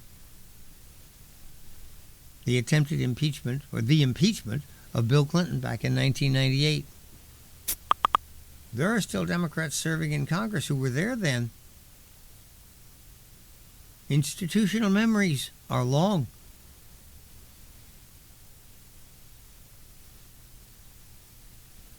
So the Democrats are ready, willing, and able to pull out Newt Gingrich's old playbook and impeach for whatever the hell they feel like impeaching for.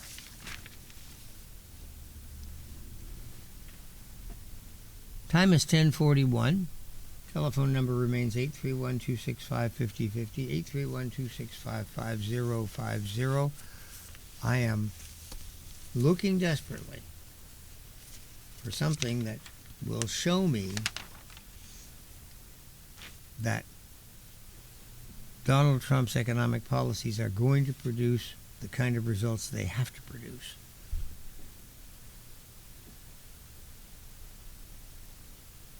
I saw something over the weekend that I wanted to share with you. This is from Roy Teixeira. Listeners to my program have heard me call his name before. Roy Teixeira is a guy I really have a lot of respect for.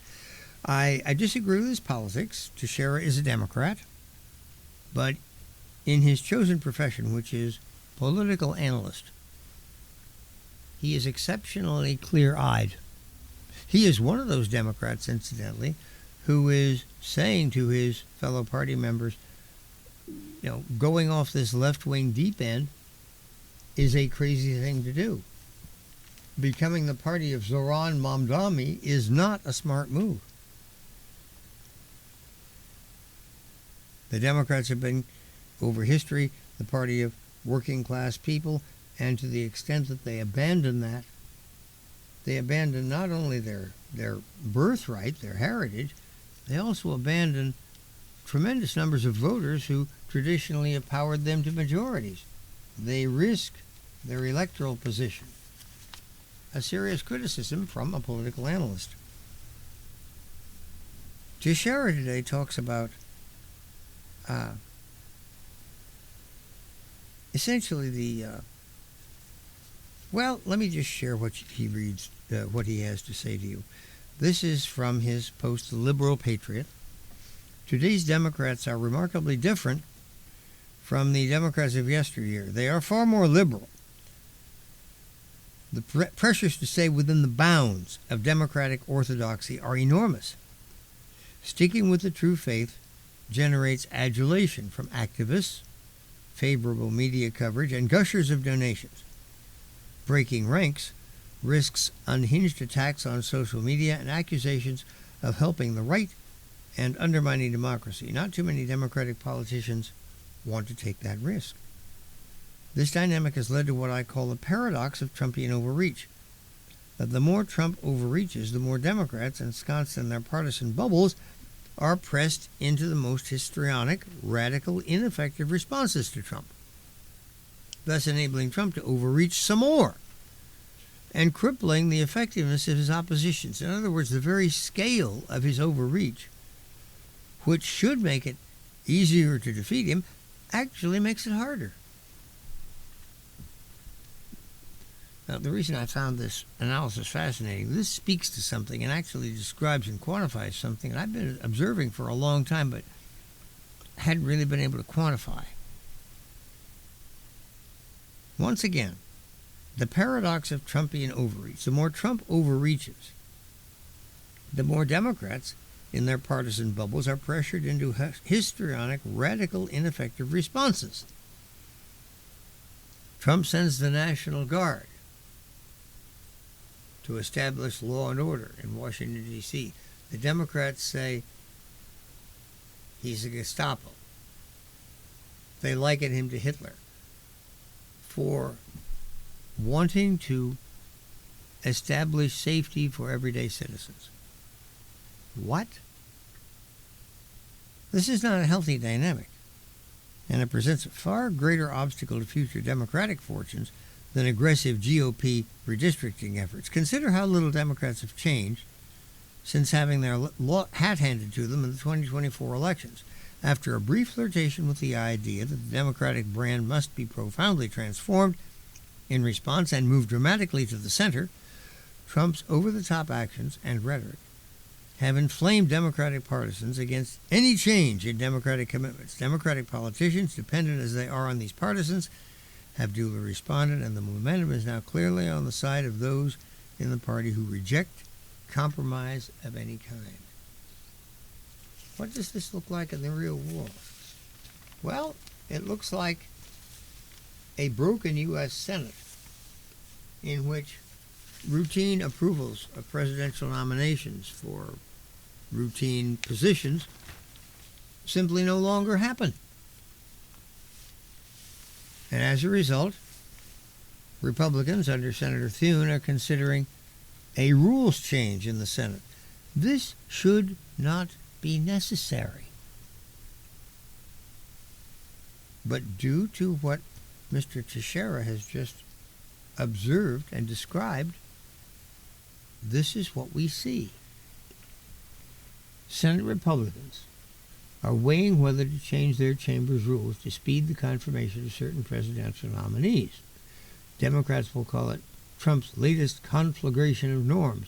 There's a reason for caution, but there's also one for recognizing that partisan polarization has derailed the Senate's traditional advice and dissent process. Both parties have used delay tactics while in the minority. It doesn't help there are more positions needing Senate confirmation than there used to be, but in less frenzied times, uncontroversial picks for relatively minor jobs, all those deputy assistant secretaries, they got approved by voice vote or unanimous consent. In President Obama's first term, 90% of nominees were approved in that fashion. In Trump's first term, it was 65%. It was 57% for Joe Biden. We're almost 8 months into Mr. Trump's second term, and the GOP Senate hasn't approved a single nominee by voice vote or unanimous consent. Not one. Every confirmation that has been done has been slow-walked by the Democrats through a laborious process that involves multiple roll call votes. A voice vote or unanimous consent happens, yeas, nays, yeas have it, and you move on to new business. Just that quickly. Each roll call vote in the Senate consumes better part of an hour. Each name of each senator, 100 names in alphabetical order, have to be called and responded to with a yea or nay. The votes tallied, the results announced. This is the process the Democrats have chosen to utilize. About 300 of Mr. Trump's civilian nominees are lined up waiting for confirmation. Democrats are holding up even minor nominees, people who won bipartisan support in committee. See, each of these nominations is referred to the appropriate committee, committees where Democrats also sit. And many of these nominees are reported back to the floor with a due pass recommendation that has been signed on to by a bipartisan majority of that particular committee. So Democrats have no problem with these nominees. So why are they holding them up? Well, ostensibly to protest Mr. Trump's spending rescissions and his firings of Democratic members of so-called independent agencies. Mr. Trump has pushed freewheeling assertions of executive authority, often justified, but in ways that were bound to elicit a response from Congress. But the increasing confirmation logjam has consequences for governance. President Trump is fast approaching a year in office with many executive posts still vacant or filled by acting officials with supposedly temporary power. This hamstrings the administration's ability to advance its agenda. Democrats retain a 2-to-1 majority on the Federal Energy Regulatory Commission. A Democrat runs the National Labor Relations Board, which has no Republicans. The GOP's understandable frustration is creating real pressure to do, well, something.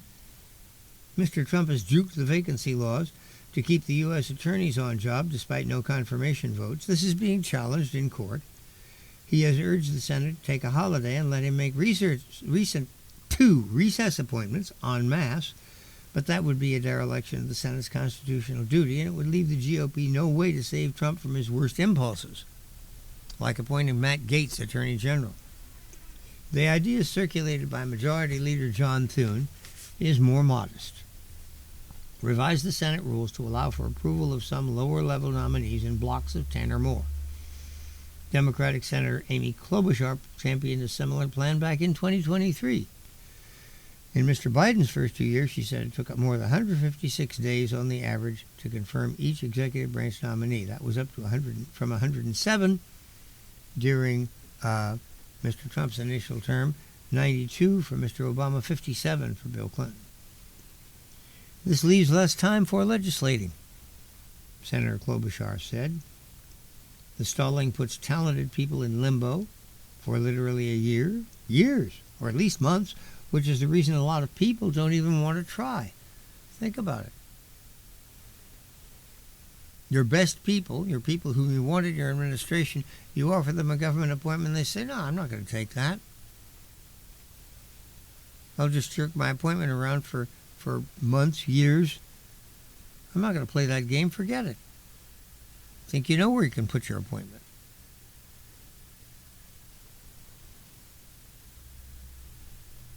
Democrats didn't move on her plan then, but Ms. Klobuchar seems to have lost interest now that Mr. Trump's back in the White House. That gets at the partisan problem. Would Mr. Thune's plan have staying power? Thune's pitch seems to be restoring a historical norm that nominees not worth a real public fight are also not worth burning the Senate's time. But would it turn out to be one of a series of escalations if Democrats rewrite the rules even further once they take power? Frankly, I don't know how worried I am about that because I'm already existentially worried about it. Sounds like a contradiction in terms. What are you talking about, Charles? The Wall Street Journal editorial board here is saying, but what if this prompted the Senate Democrats the next time they held the majority to resort to wholesale rule rewriting? They've already said they're going to do that. The same Democrats, the same Senate Democrats who are now engaged in these scorched earth tactics on nominees have already said, give us the majority. We will rewrite the Senate laws. We will do away with the filibuster for legislation that we like. Republicans aren't willing to do that. They are still attempting to cling to normality.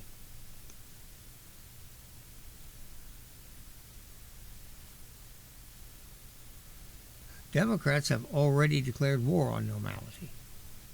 It was several years ago that Senator Harry Reid, who was Democratic floor leader at the time, majority leader, was upset that Republicans were holding up some of Mr. Obama's nominees, so he changed the Senate rules to end the filibuster for any presidential nominee short of a Supreme Court justice. Shortly after Mr. Trump took office, a Supreme Court nomination was made, and Democrats immediately began filibustering it. So Senator Mitch McConnell used his Republican majority to finish the job that Harry Reid had started. Reid had ended the filibuster for all but Supreme Court nominees.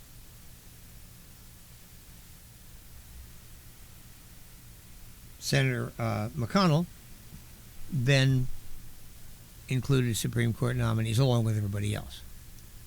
So unlimited debate is no longer a tool Democrats can use to slow walk nominations. They can't simply block them by keeping them from coming to the floor for a vote. Otherwise, we'd be seeing that. No, instead now, they can make sure that every nominee is slow walked through the entire process, roll call vote after roll call vote, and the Senate's time is wasted, literally wasted. Capable, competent nominees don't even become nominees. They say, forget it, I'm not going to bother wasting my time with this foolishness. The country suffers.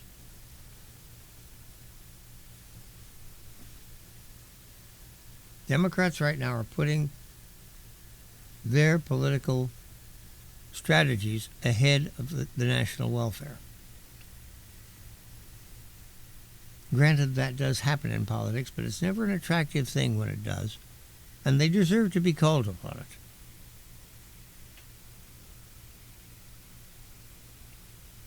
If the GOP's block voting wouldn't apply to cabinet jobs, the GOP's block voting wouldn't apply to cabinet jobs or lifetime judicial seats. It would cover lower-level picks who won bipartisan committee support or were confirmed by voice vote or unanimous consent in another recent administration. Senate leaders also commit to exclude any nominee to whom a member of the GOP majority objects. Such a standard could include high-level positions like U.S. attorneys, Federal Reserve governors, and antitrust enforcers at the Federal Trade Commission. Do Senate Republicans want to relinquish the leverage they can get from holding up a Democratic president's nominees for these posts. The deeper risk is that the next Democratic Senate could weaken Mr. Thune's limitations to whoop through even more appointees. Once block voting is established, the partisan pressure for one more rules adjustment will be hard to resist. The Democrats have already promised this. It means that we're afraid, what will they do when they get the next majority? We already know. They will blow up the Senate. They've already said so.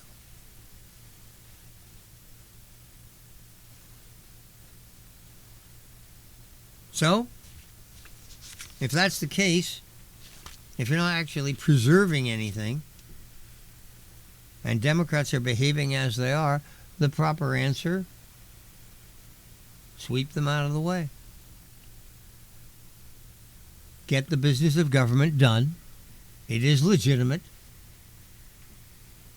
A statesmanlike move from Ms. Klobuchar or other brave Democrats would be to help clear the logjam, or join with Mr. Thune to streamline the process in a way that could benefit both sides. I can only imagine what would happen if a few patriotic-minded Democratic senators decided to do that. Not only would they be subjected to, shall we say, pushback from their Democratic colleagues, but the next time they came up for re-election, each of them would be challenged in the primary by some screaming Mimi.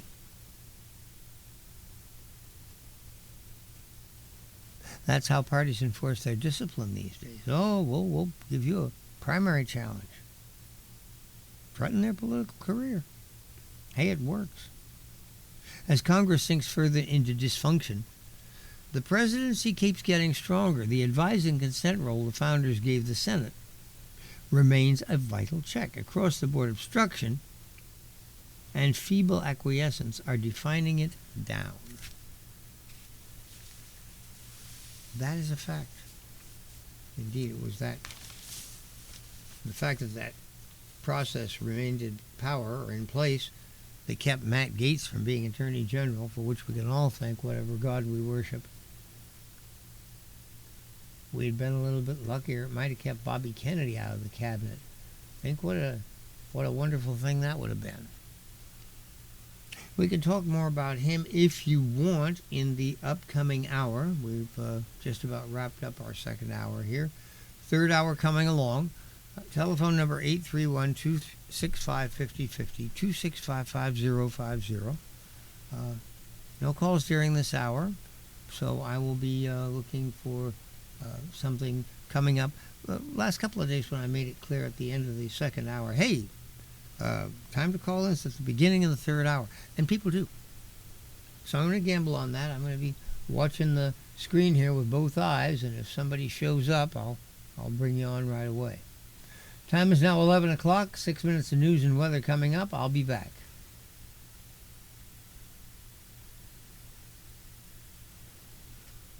Okay.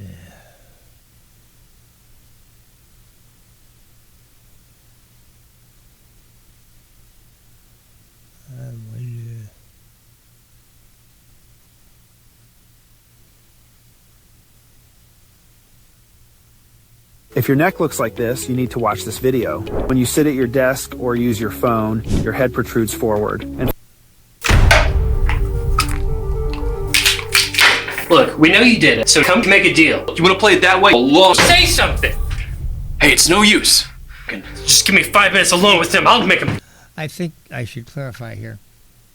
You've heard about the thing, AR-15, assault rifle kills people, and of course we make the point that people kill people. So here are a couple of tough cops, and they're trying to get a confession out of an AR-15. The gun is sitting in a chair, and they're demanding that he confess. Okay? Here we go. Trial. Just say something! Hey, it's no use. He's not talking. Just give me 5 minutes alone with him. I'll make him talk. No! It's not worth it! It's not worth it! You wipe that smug look off your face! And I intend to prove that that gun right there willfully and with malice aforethought, did shoot my client, the victim. I have to object. On what grounds? On the grounds that my client is an inanimate object. Overruled. You'll have the opportunity to make that argument when you present your case. But, Your Honor, it's not an argument. It's a fact. You can all see it, right? It can't have forethought. It can't have any thought.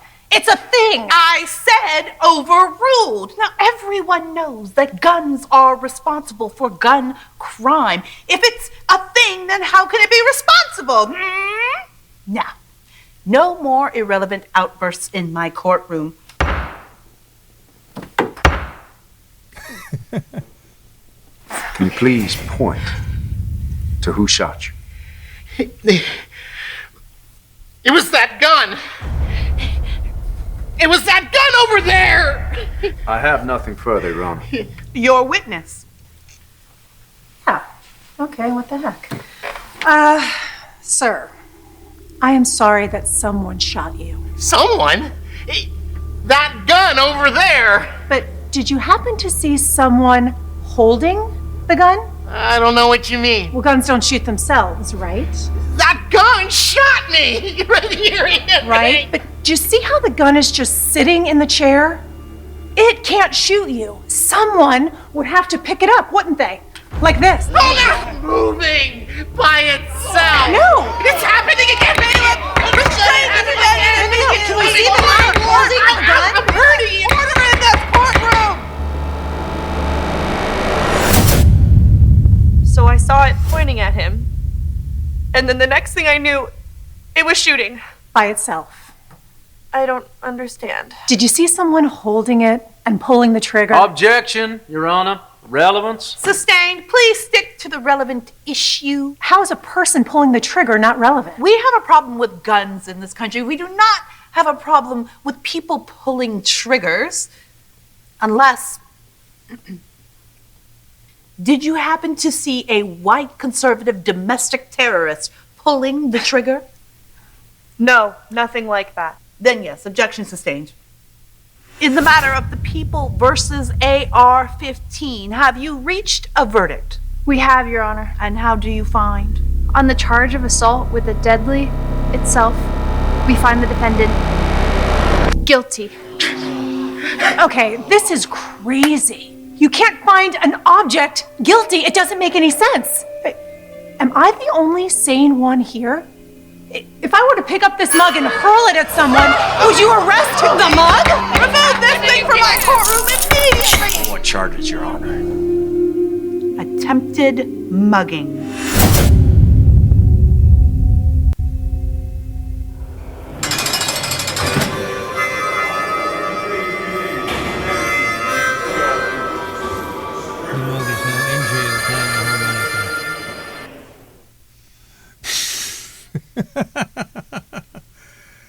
Leave it to the Babylon Bee. Okay. Let's see here. A minute left. Okay, well, do what you do for a minute. Let's see here.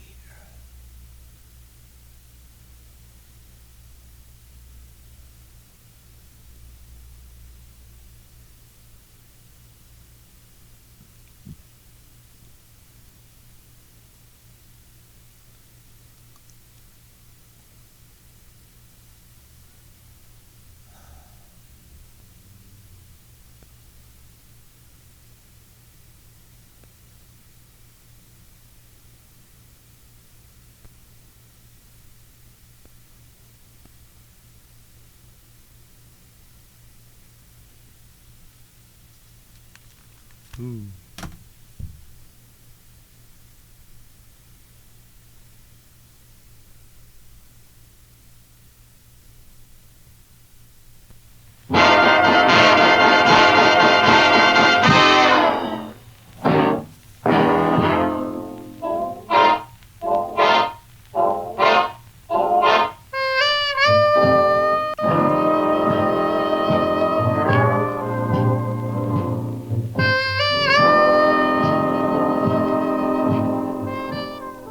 Welcome back once again. Hour number 3 begins at 11:06 on this lovely Monday morning. It is Santa Cruz County Fair Week, The fair runs Wednesday through Sunday, so there'll be 5 days, Wednesday, Thursday, Friday, Saturday, Sunday. I will be out at the fair on Wednesday between 4 and 6, and on Saturday between 2 and 4, doing shifts for Santa Cruz Voice. Whenever you go to the fair, be sure to stop by and see the people from Santa Cruz Voice who will be there making passes at the masses.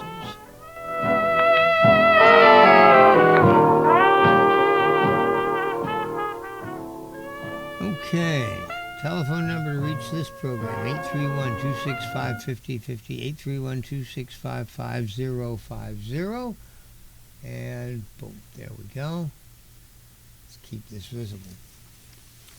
I believe it was sometime last week I talked about the political ratchet, that keeps ratcheting us further left, but there's never an equivalent move back to the right, back to the conservative side. It just stops moving for a while and then starts moving to the left again. The only time that might conceivably have been interrupted was during the Reagan administration, but even then, President Reagan, even by delivering tremendous successes, never received the credit for those that he should have. Never got the kind of public adulation that being a great president is supposed to bring. I mean, when we had Roosevelt in office, people went, "Ooh, that was really something." But the only other great president of the 20th century, we had three: Theodore, Franklin, and Ronald. Reagan doesn't get mentioned in the same pantheon as those two, but he should, because of his accomplishment. Say, what of his accomplishment? Well, I'll tell you what. By and large, presidents are measured, foreign policy, domestic policy. Let's take a look at Franklin Roosevelt. He came into office. The Depression was just terrible. He said, elect me, I'll bring a new deal, we'll fix the Depression. 8 years go by, and we're still in a depression. I said 8 years. 2 full terms.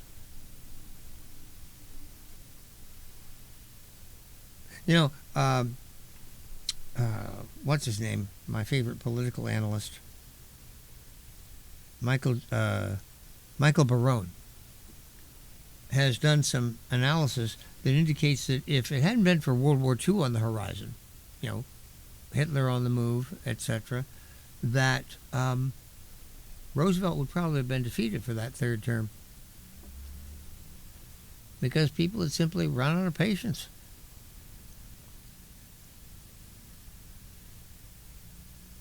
And you couldn't blame them. The New Deal did not end the Depression. That's a simple statement of objective fact. But Mr. Roosevelt did have the great ability to motivate people. He may not have had great policies, but he was a terrific politician. And he did give back people something they vitally needed: hope. When they heard his voice on the radio, they felt better. They felt that everything was going to come out all right. It was more like a faith-based thing than anything else. The Depression did eventually end, but it was because America went on a war footing. Which brings us to the second thing: war. President Roosevelt led this nation into a war effort which wound up in overwhelming success. And let's have no quibbling. Well, Roosevelt died before the war ended.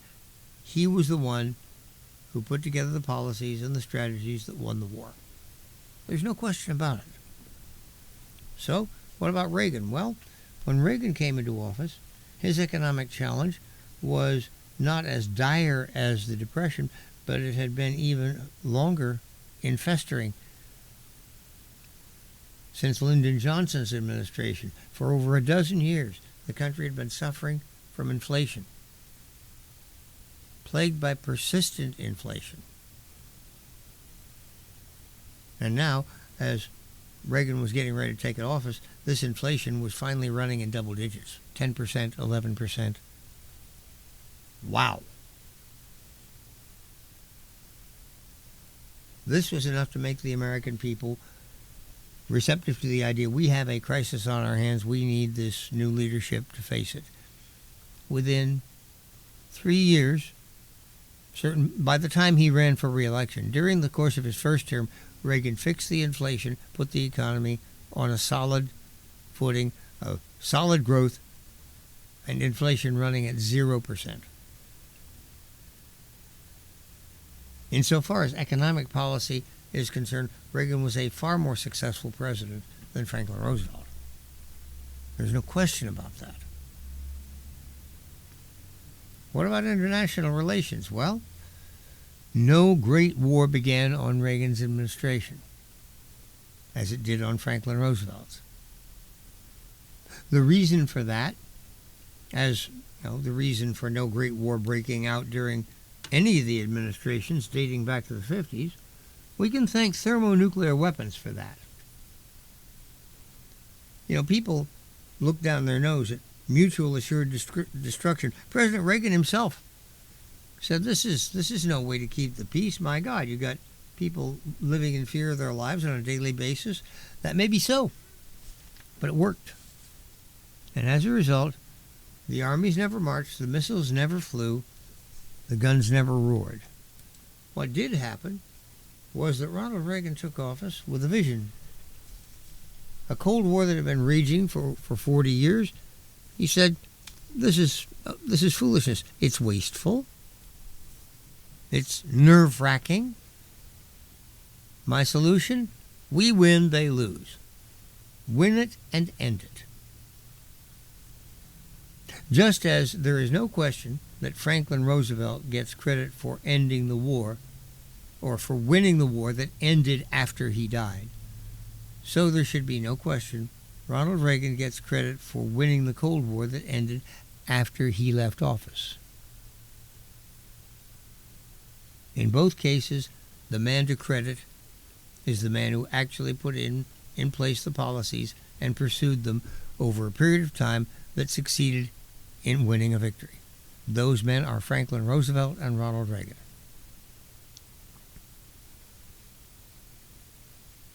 So in terms of who's the greater president, well, let's just say they both belong up there in the first pantheon. But Reagan was unsuccessful in some of the things he tried to do, just as Roosevelt didn't always succeed either. Reagan was unable to establish a downward trajectory on federal spending. During his 8 years in office, in spite of all the talk you heard about budget cuts and howling about how, it's going to be terrible, we're all going to die, each year's budget was larger than the one before. Regardless of economic circumstances, regardless of tax revenues, each year's federal budget was larger than the year before.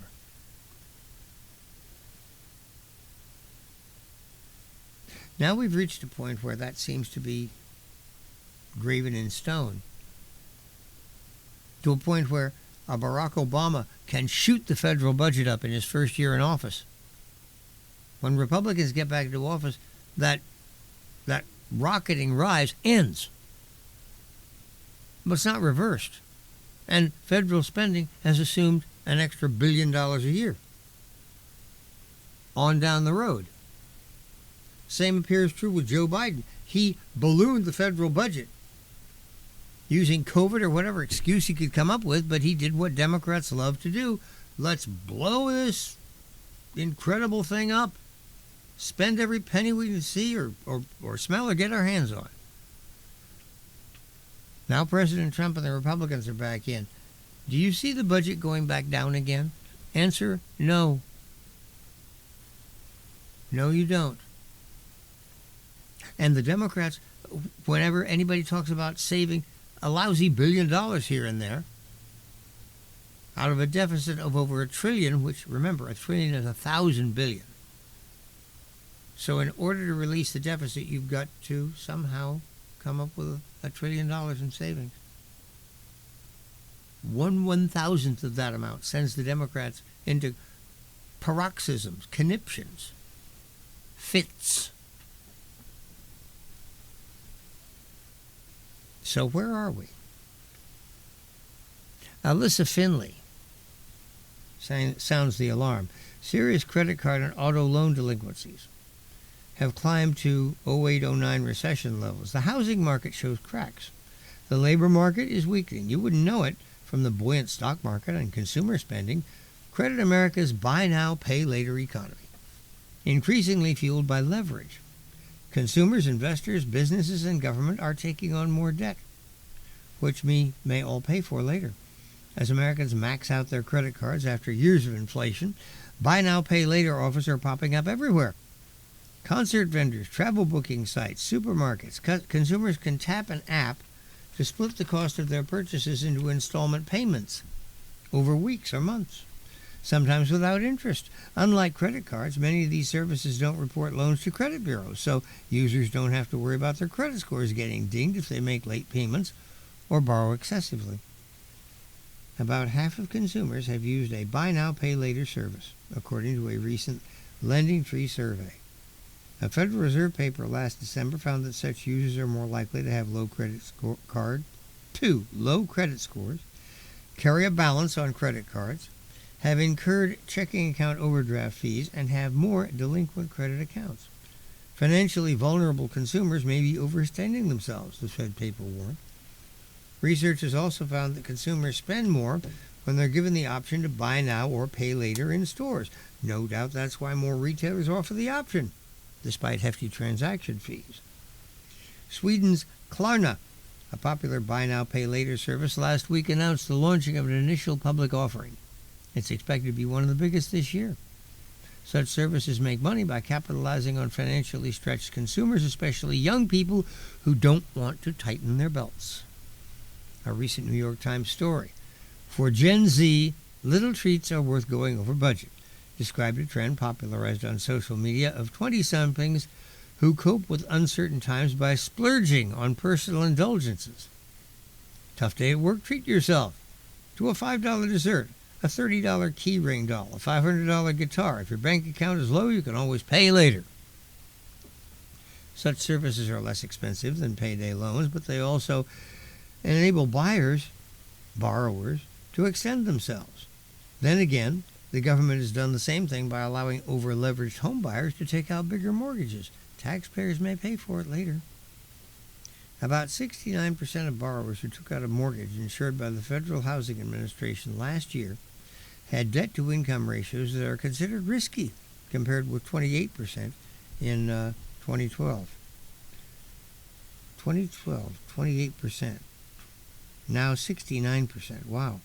For Fannie Mae and Freddie Mac, the share was 38%, up from 16% in 2012. More borrowers are struggling to pay mortgages. Yet it isn't apparent by official delinquency rates. The reason? The government and Fannie Mae and Freddie Mac are effectively buying down the mortgages of distressed borrowers to prevent foreclosures. The FHA has waived or reduced monthly payments on nearly 1.2 million mortgages over the past 2 years. That's about 15% of its total portfolio. Wow, that's a huge number.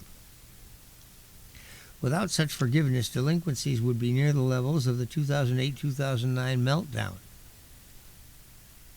Fannie and Freddie have also been slashing and deferring payments on hundreds of thousands of mortgages. Holy smoke. If the labor market takes a turn for the worse, watch out. The Biden administration instituted these supposedly temporary payment reduction programs on the expectation that mortgage rates would drop in a few years. Borrowers might then reduce their payments by refinancing. Don't bet your house on it.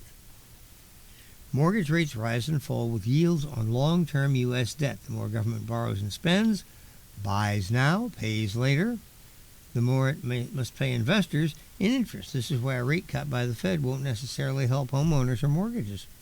What it will do is fuel more leverage and risk in the financial system. Margin borrowing, when investors borrow to buy stocks, has surged this year amid market exuberance in the anticipation of more easing by the Fed. Retail traders can borrow at rates as low as 5.75% on Robinhood to buy and flip stocks for a double-digit return. If the market goes south, some will lose their shirts. This is 1929 all over again. Meanwhile, companies are raising capital by piling on debt. Issuance of junk-rated debt hit a record this summer as investors demand less of a premium to buy risky debt. Spread yields between high-yield bonds and treasuries have shrunk to low levels seen during the dot-com and housing bubbles. Some companies are borrowing to cope with tariff costs, others to pay dividends or to buy back shares or to juice their stock prices. Buy now, pay later. Why not? The government and the Fed have bailed out over-leveraged investors in 2008 and 2009. Wall Street may be better, and I'll do it again, which we will all pay for one way or another later. I'm sure that Alyssa Finley didn't set out to write a discouraging or demoralizing column, but that's the effect that this one has on me. I just cannot help but read that and say, oh my God, what hath we wrought? Because nothing there bodes well. The ratchet continues to operate. It's 22 minutes past 10 o'clock. Telephone number 831-265-5050, 831-265-5050. Now, one of the things that has surprised me about President Trump's political performance, where are we here? Just looking for...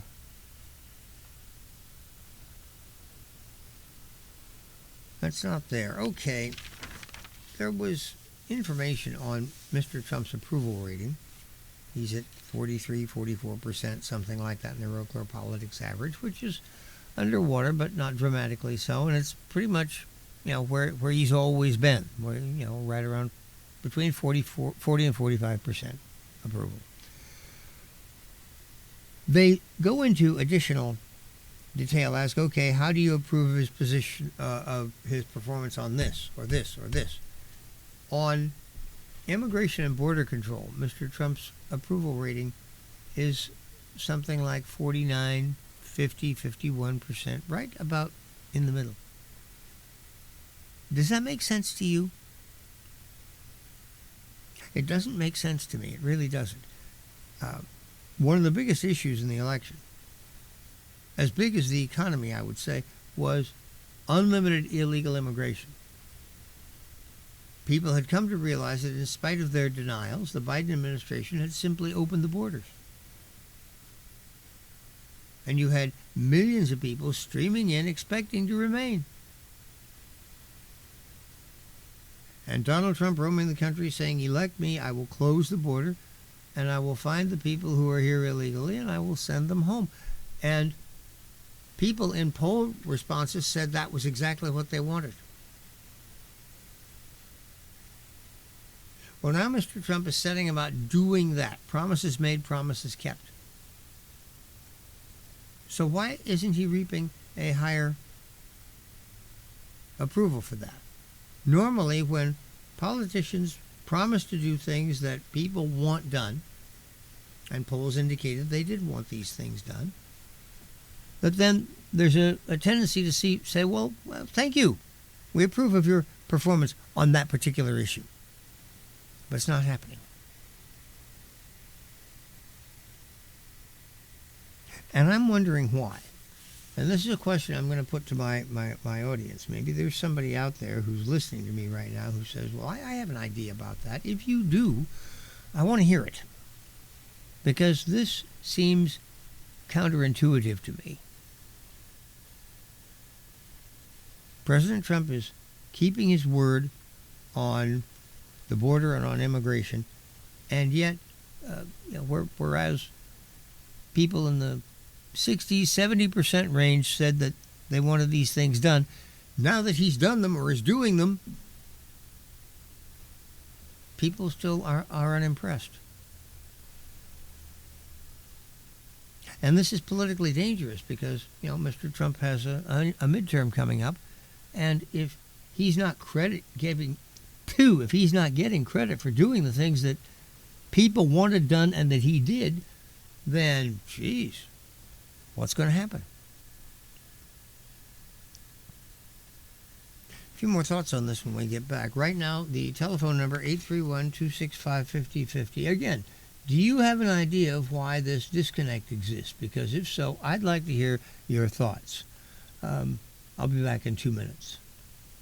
It's high time to celebrate the opening of the new Hook Outlet Dispensary, 1129 Mission in Santa Cruz. Get in on the opening fun and really low prices on the Hook's unmatched selection of top-quality medical and recreational cannabis flower, vapes, drinks, gummies, and concentrates. The Hook Outlet is now the West Side's source for finest cannabis at the lowest prices. Get in on all the opening fun and low prices at the all-new Hook Outlet. HookOutlet.com for details and deals.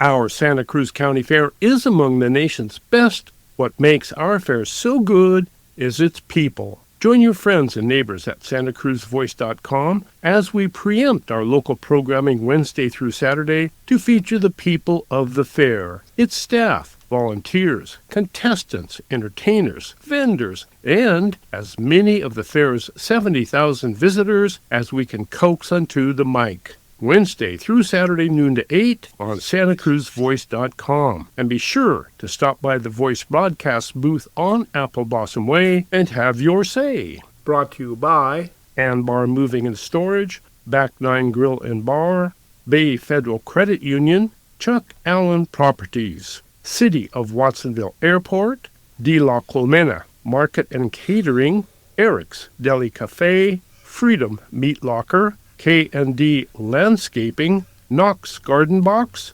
Staff of Life Markets, and the Watsonville Auto Group. You need a clean, pleasant space to conduct business, but you don't want the burden of a long, expensive lease. Your solution is Satellite Co-working and Digital Media Studio on Soquel Avenue. Satellite offers private offices, meeting and conference rooms, even co-working by the hour, day, week, or month. Schedule a tour at satellitecoworking.com. Mention Santa Cruz Voice for 20% off your first reservation. Okay, welcome back. We're talking a little bit about the Trump administration and Mr. Trump himself not getting credit for a legitimate accomplishment. Today, there's news out of Georgia of part of this ongoing effort. The sweeping ICE operations in Georgia Thursday rounded up 475 illegal workers at a development project. This is a Hyundai plant. It also illustrates the America First contradiction of demanding foreign investment while shrinking the available workforce. The raid targeted an electric battery manufacturing plant under construction to serve the U.S. market. The plant is a project of Hyundai, which makes electric vehicles at a plant nearby, and LG Solutions, a U.S. branch of another South Korean plant, another South Korean company.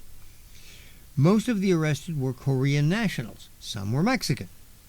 A Homeland Security spokesman said told the press the migrants either crossed the border illegally, overstayed their visas, or arrived on visas that didn't allow them to work. No work permit. That last point is important. It suggests that some of the Koreans may have been here temporarily to supervise construction or to train Americans. Quality control is essential to a successful manufacturing operation. Companies often bring in experienced employees from the home company to ensure it. Both Korean companies said they followed immigration law. They're cooperating with ICE, but some of the illegal migrants may have worked for contractors helping to build the battery plant. The construction industry can't find enough American workers these days, so migrants with fake documentation often fill the gap. The eternity it takes to build anything in the U.S. would be worse without these workers. Americans want the law enforced, but raiding legal workplaces isn't going after criminal gangs or murderers. The Georgia raid shows the Trump administration's priority is deporting illegal migrants, no matter how long they've worked there.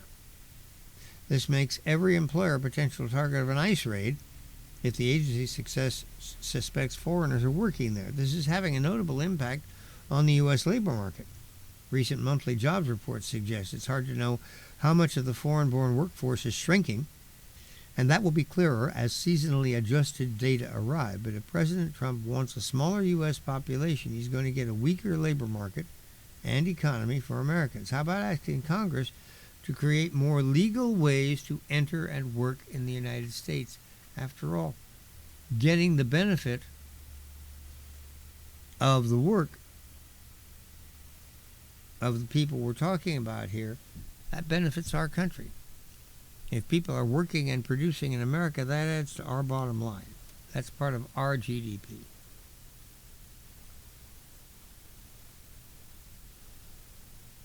Mr. Trump, during the campaign, when he promised to deport illegals, continually and repeatedly talked about criminals. Now, this was politically a very smart move. First of all, is it real? Yes, absolutely. At the Republican convention, President Trump actually showcased people who had lost loved ones to the predations of criminals who were in this country and had no right under the sun to be here. And of course, he made the point, if our immigration laws were properly enforced, this person wouldn't have been here and his victim would still be alive today, instead of having their family members grieving for them.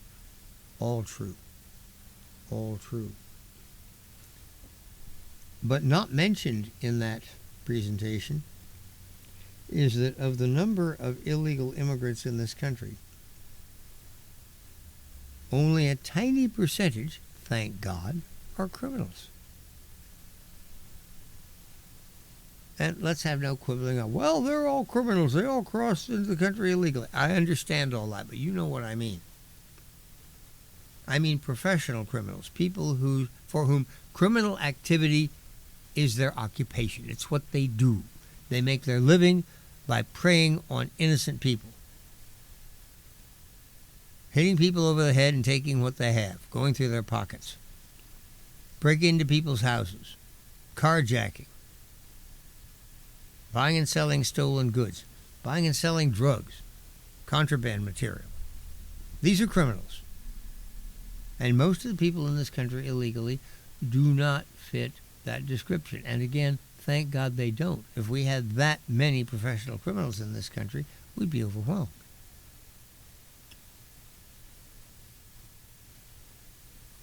So, is it possible? I'm asking this rhetorically now, but I mean for you to consider it. Is it possible that maybe when people responded to those polling questions, that they weren't thinking their responses altogether through? When people said they wanted the border shut, yes, that's fairly simple and straightforward. But when people said they wanted everyone in the country illegally returned to their country of origin, wow. Were they thinking literally everybody? In my own mind, frankly, I was thinking the ones who just came in. I was thinking the open border period lasted 4 years under Biden. During that period, we're told, the number I've seen is anywhere between 10 and 15 million people crossed into the country, making those 10 to 15 million, those recent arrivals, top priorities for apprehension and deportation. Once again, regardless of who they are, what their personal character is, and bearing in mind, most of them are not criminals.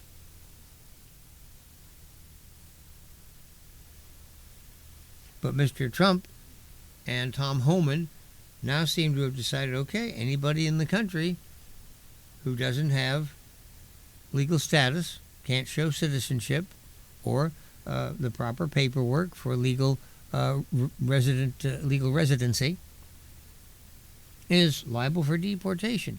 And you know what? That's the law. That is the law. So this is one of those instances where Mr. Trump, unlike some of his tariff policies and sending the National Guard into cities, there's no issue here with can he do that. Yes, he can, absolutely. He's really carrying out his oath of office, which is to faithfully execute the laws of the United States of America. That was the oath he took. So if there's a change to be made in the law, well, Congress should be about that business. But so far, nothing of that sort is happening.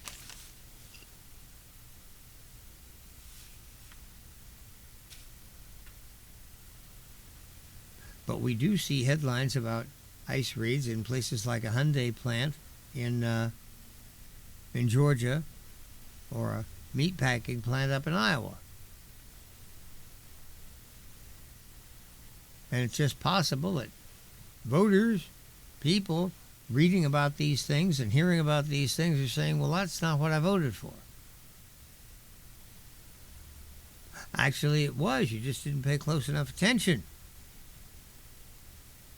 Mr. Trump talked most about the criminals, but he was saying, like me, I will track down people who don't belong in this country and we'll get them all out.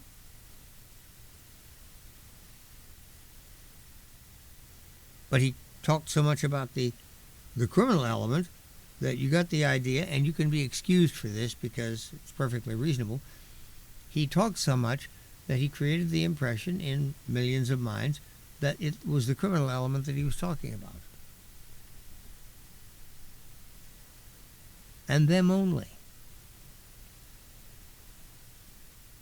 And when asked by the pollster, well, do you want all illegal aliens removed? And, well, yeah, I want the illegal aliens, the criminals removed. And, well, aren't they all criminals? No, they're not all criminals. Well, maybe they are. Oh, you get the point. Confusion. Lack of clarity. And the effect of it is what we've seen in this polling, which indicates that overwhelming numbers of Americans are not in favor, are not giving Mr. Trump high marks on border security and immigration, whereas I think he should have very high marks on both those issues.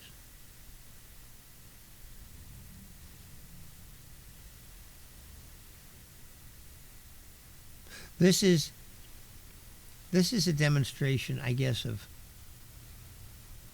really poor political technology. Think about it.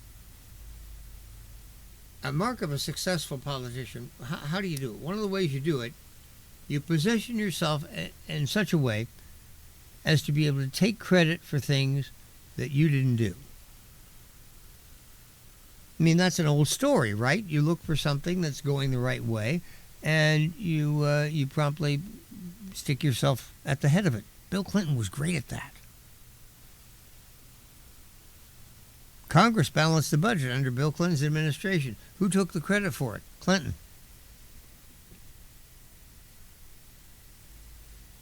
Anything that happened under Clinton's administration from that first 2 years on was done by Newt Gingrich and Bob Dole, the House and Senate Republican leaders, respectively. Bill Clinton was always right there to give him a big smile and claim all the credit for it. Got himself reelected doing that.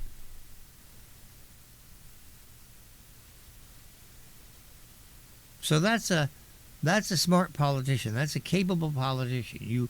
You demonstrate the ability, and you actually do take credit for things, accomplishments that you're not responsible for, that you didn't do.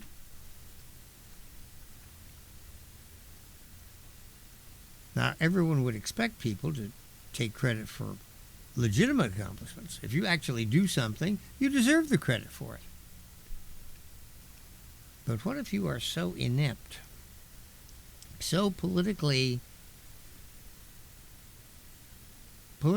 incompetent, that you actually ring up a great accomplishment and you don't get credit for it? You did it. You did it. And people say, no, I don't approve.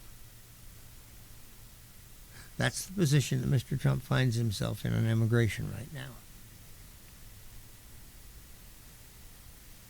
We're continually told what a political genius this guy is.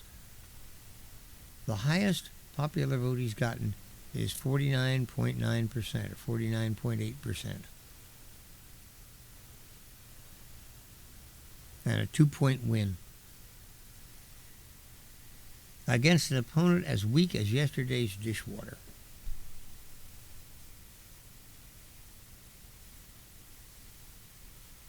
I don't know. I don't see the political juggernaut here. I just don't.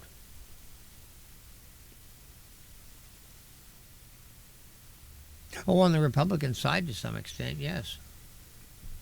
Yeah, he's done a great job of purging the party of any Republican who doesn't spend 24 hours a day, 7 days a week singing his praises.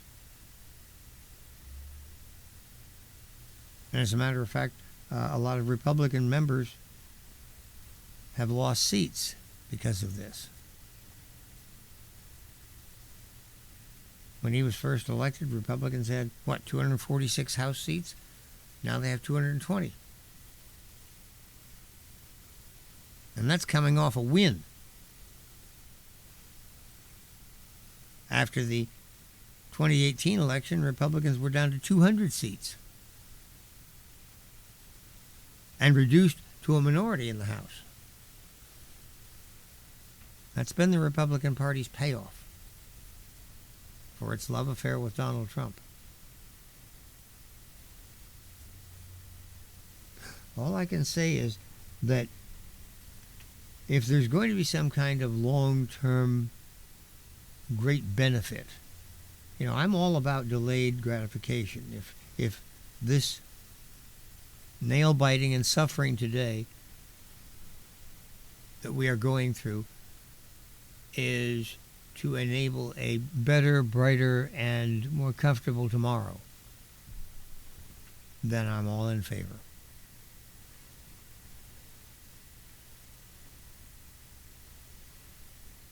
But I'm looking hard, and I'm not seeing that yet.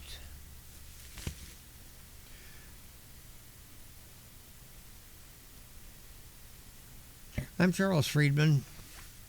We've still got a quarter of an hour left here. That's plenty of time for your telephone call to come in for us to discuss matters. 831-265-5050 is the telephone number. 831-265-5050. I've got a couple of pieces here that I can share with you concerning the Federal Reserve. One of them is written by Scott Bessent, who is Secretary of the Treasury for President Trump and who is doing a very, very good job. As we saw during the COVID pandemic, lab-created experiments can wreak havoc when they escape their confines. Once released, they can't easily be put back. The extraordinary monetary policy tools unleashed after the 2008 financial crisis have transformed the Federal Reserve's policy regime with unpredictable consequences. The Fed's new operating model is effectively a gain-of-function monetary policy experiment. Overuse of non-standard policies, mission creep, and institutional bloat threaten the central bank's independence. The Fed must change course. Its standard toolkit has become too complex to manage, with uncertain theoretical underpinnings. Simple and measurable tools aimed at a narrow mandate are the clearest way to deliver better outcomes and safeguard the central bank's independence over time.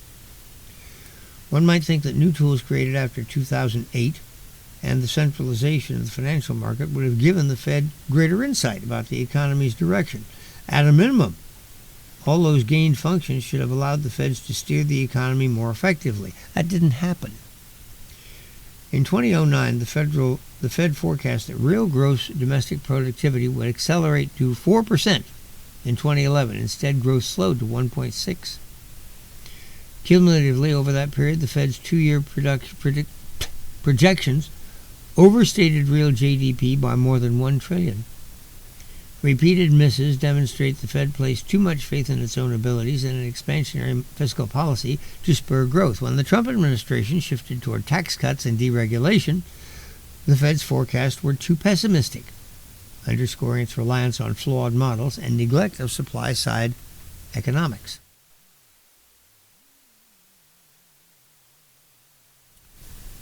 Successive interventions during and after the financial crisis of 2008 created what amounted to a de facto backstop for asset owners. This harmful cycle concentrated national wealth among those already owned assets. When the corporate sector, large firms thrive by locking in cheap debt.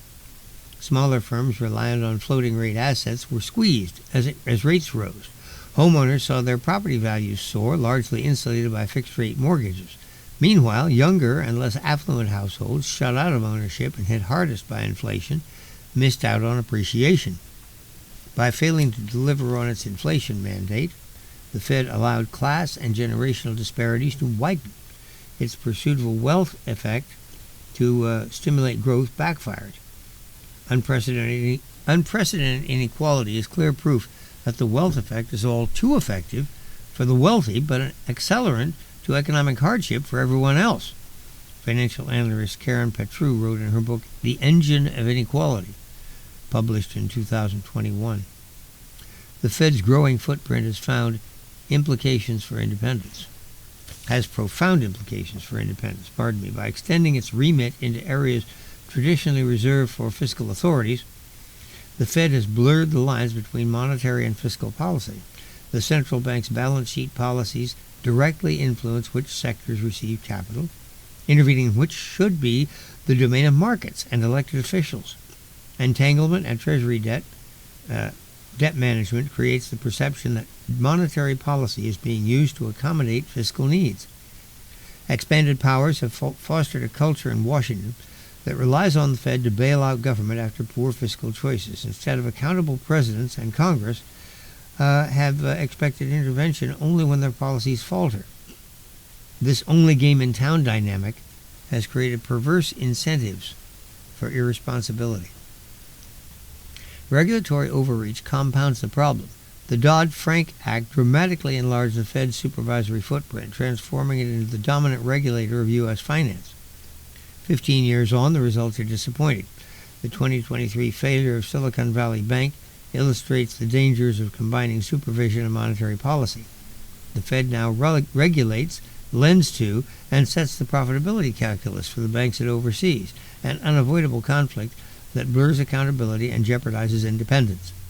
A more coherent framework would restore specialization, empowering the Federal Deposit Reserve Insurance Corporation and Office of the Comptroller of Currency to lead bank supervision, leaving the Fed to macro surveillance, lender of last resort liquidity, and monetary policy.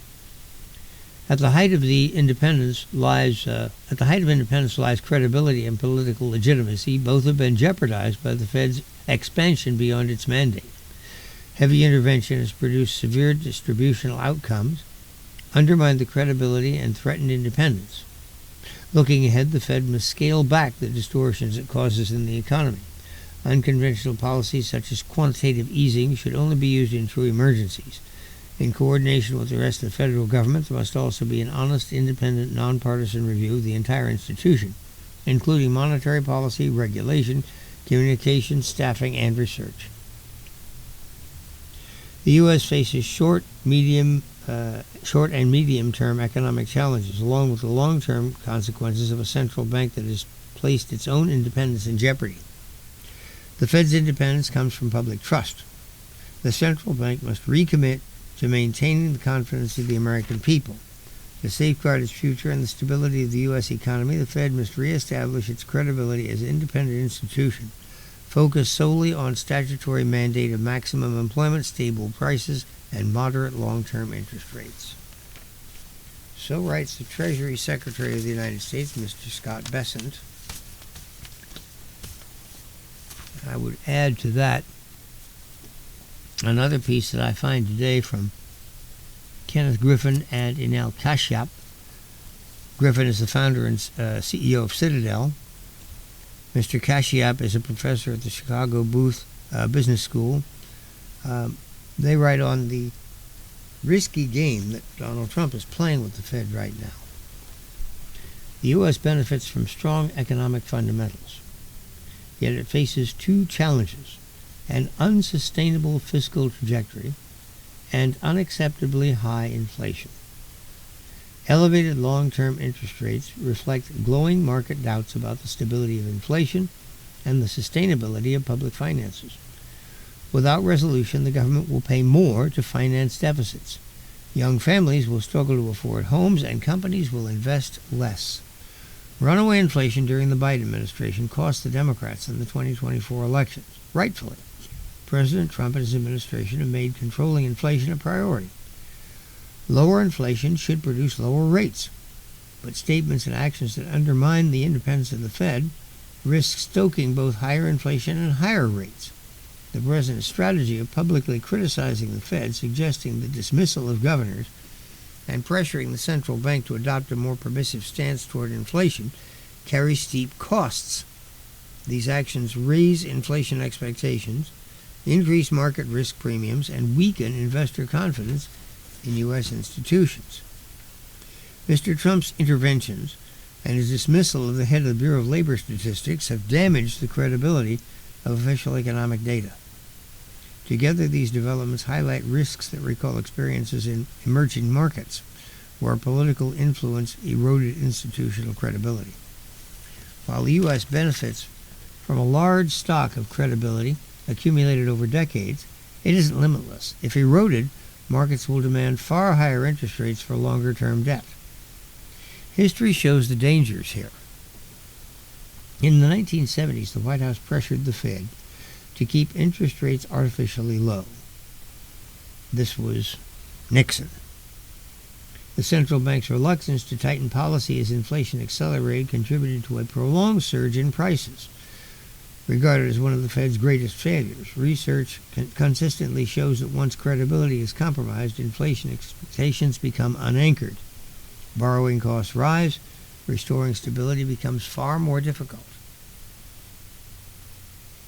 In the case of the inflation of the 1970s, that was corrected in 1982-83 at the cost of the worst business recession America has suffered since the Great Depression. And this time, that phrase is no hyperbole or no exaggeration. I'm using unemployment as a gauge, a high of 11.2%. That's nasty. The only reason people don't remember it that much today is because it went by rather quickly. That recession lasted about a year to 18 months.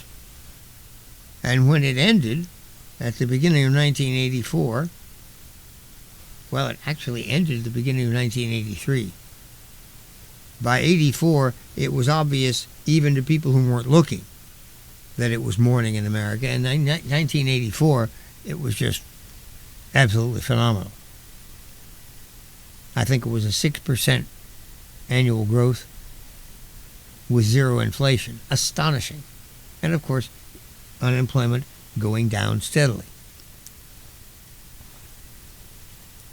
But it happened fast. It's the long, drawn-out messes that really kill you. The UK's recent experience provides a cautionary tale to the United States.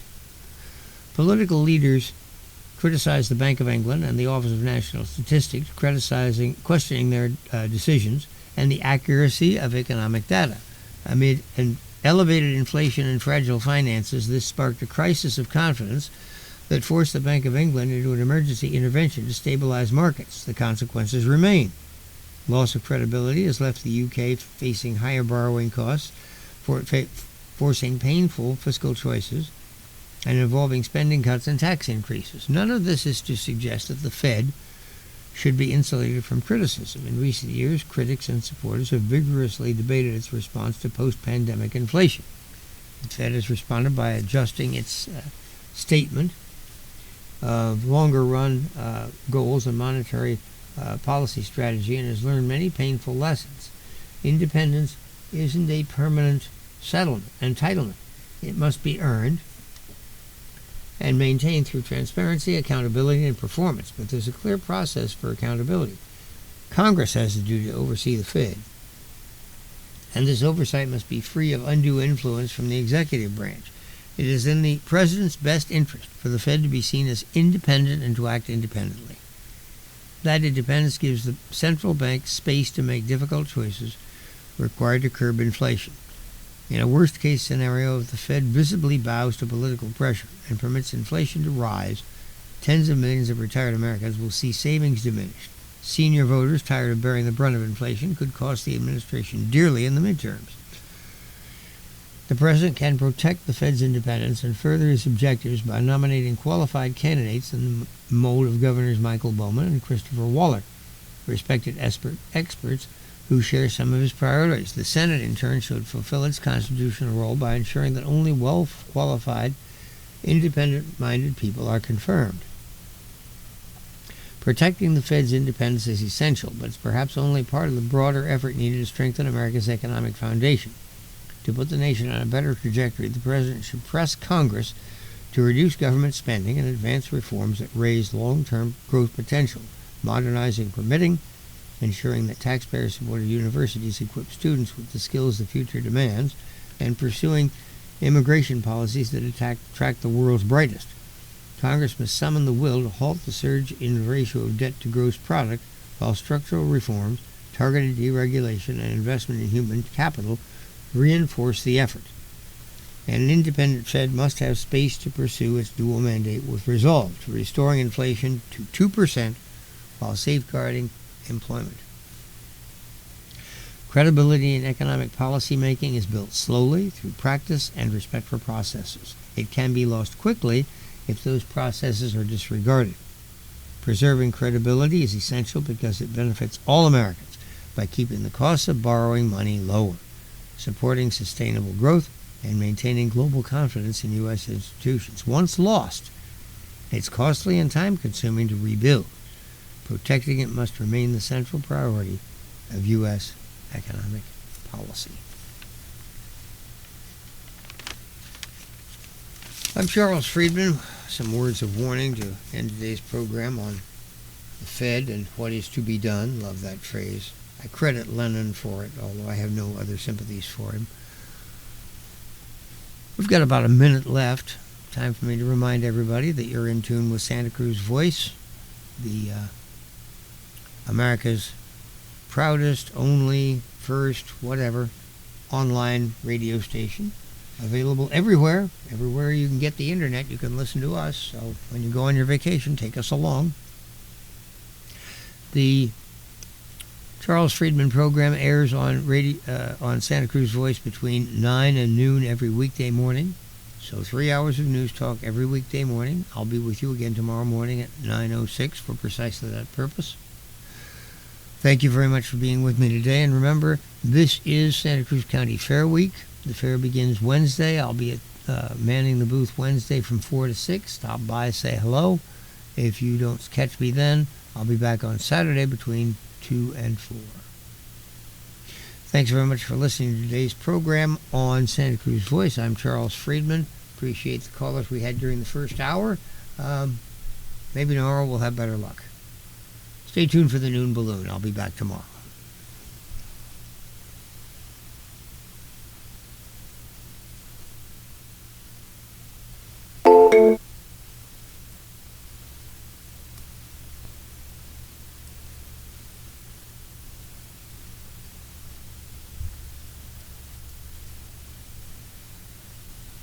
Oh dear.